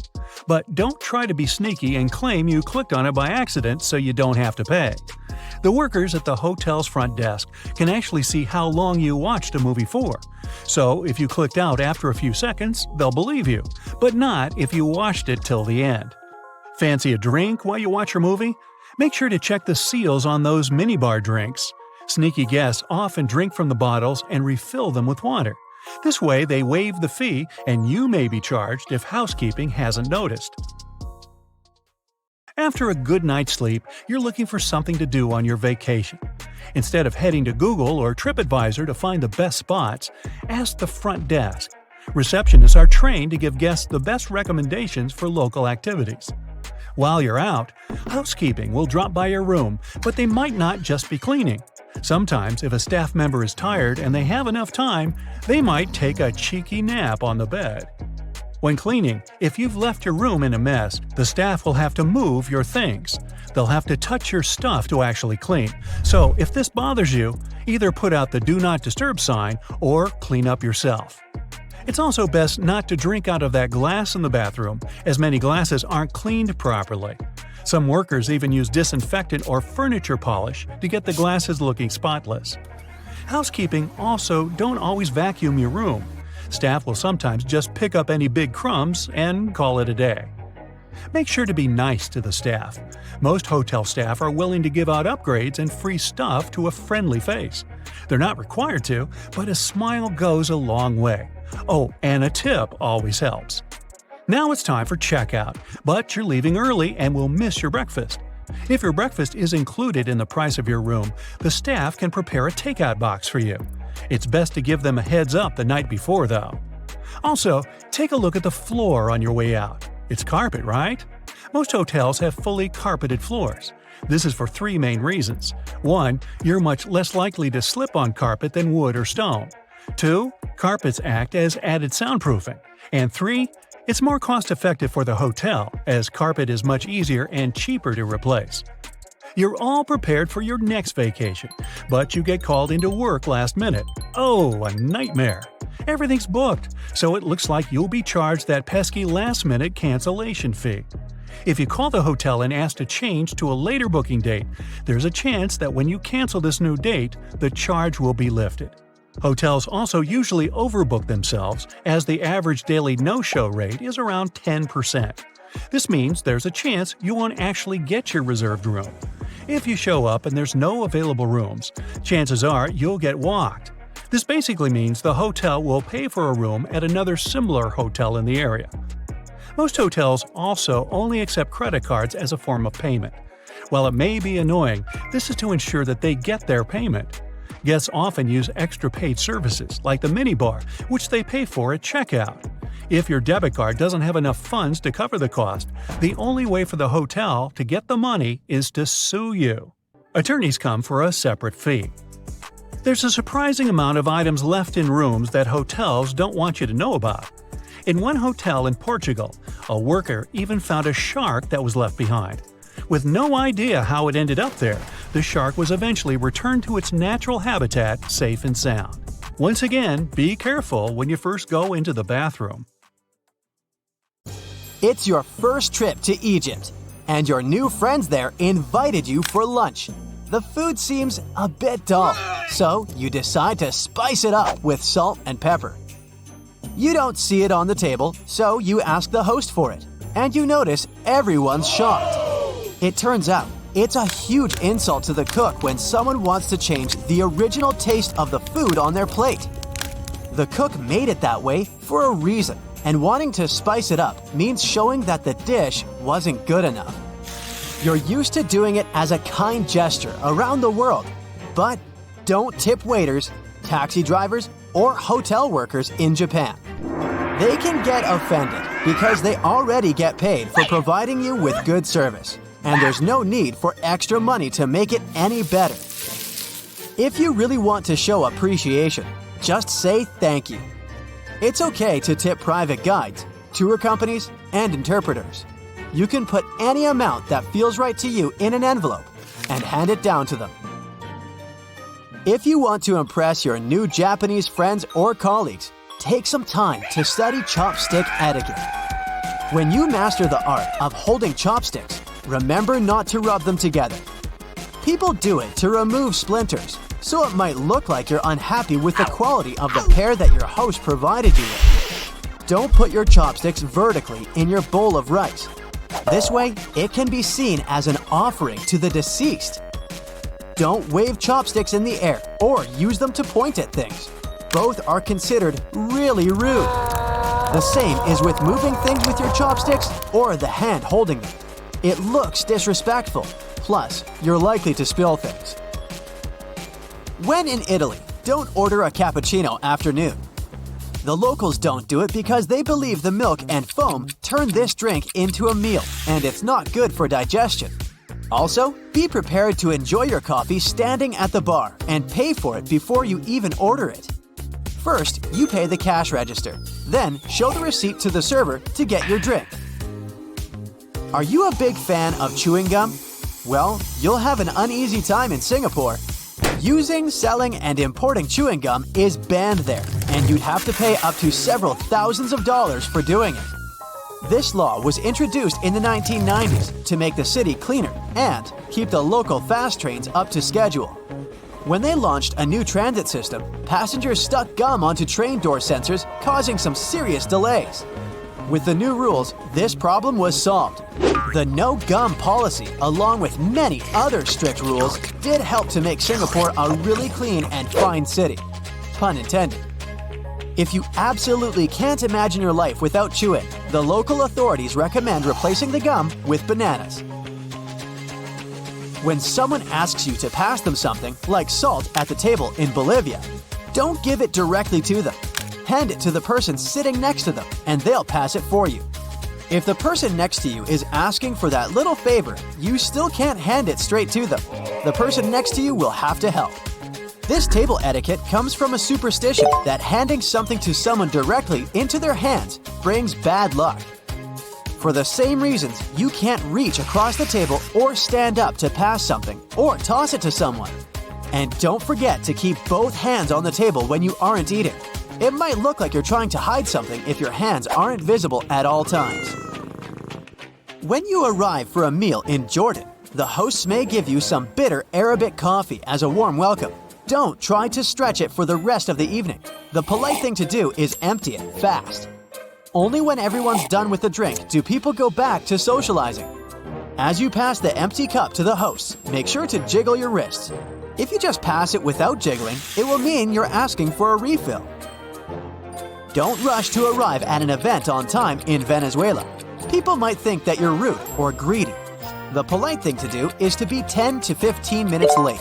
Events scheduled for 7 o'clock will often begin at 8 o'clock or later. A popular story goes that in the 1980s, a foreign reporter arrived at a press event more than an hour late. When he saw the room was mostly empty, he went to apologize to the host for missing the event. The host then told him he was the first reporter to arrive. It's quite interesting because the clocks in this country have officially been 0.9 seconds ahead of the rest of the world for years. Are you planning to travel by bus in Ireland anytime soon? Don't forget to thank the driver for the ride on your way out of the bus. You'll hear an overwhelming majority of locals do it loudly, as it's basically not optional. Choose the gift wisely if you've been invited to a home in Vietnam. It's okay to bring fruit, sweets, or incense. Handkerchiefs are believed to be a symbol of a sad farewell, and cutting tools are a sign of cutting relationships. So don't bring those. Wrap your gift in colorful paper and don't opt for black. The locals believe this color to be a bad omen. When you present the gift, hold it with both hands. And don't be surprised if the hosts don't open it right away. It's done after the giver has left. Don't leave anything on your plate in India. It's a sign of disrespect for the food you were served. Food is considered sacred in the country, so it would upset your hosts a lot. So, wash and dry your hands before starting the meal. Don't forget to praise the cook and wait for the eldest to stand up before you leave the table. In South India, it's common to serve food on a banana leaf. You gotta fold it over from the top when you're done with the meal. Folding it from the bottom means you weren't satisfied with what you got. It might be a good conversation starter elsewhere, but don't brag about your achievements in Denmark. The locals believe that everyone is equal. So you won't hear them talk about their successful careers or talents or how special they are. And they expect the same from you. If you're looking for a good topic, they'll gladly talk to you about the greatness of their country. The Danes are really proud of it and all its wonders. If you're going on a trip to Germany and plan to drive on the famous Autobahn, make sure to tank up before you hit the road. Stopping, parking, making U-turns, and backing up on this super speedy highway is illegal. Yes, even if you have to stop because you've run out of gas, you'll have to pay a fine since you were supposed to plan things better. And although the Autobahn technically doesn't have a speed limit, watch out if you're passing by urban areas like Frankfurt, Berlin, and Munich, or construction works and heavy traffic. There will be special speed instructions for these spots. In case you're planning to explore Cyprus by car, quench your thirst before you start the vehicle. Drinking anything, including water, isn't allowed while driving on the island. So if you can't resist snacking or drinking behind the wheel, prepare to pay a fine. In Ethiopia, you gotta think twice before choosing a gift for someone. They see it as a debt they'll have to repay in the future. So, if you bring something really expensive, the receiver will either have to spend a lot of money on a return gift or feel indebted to you.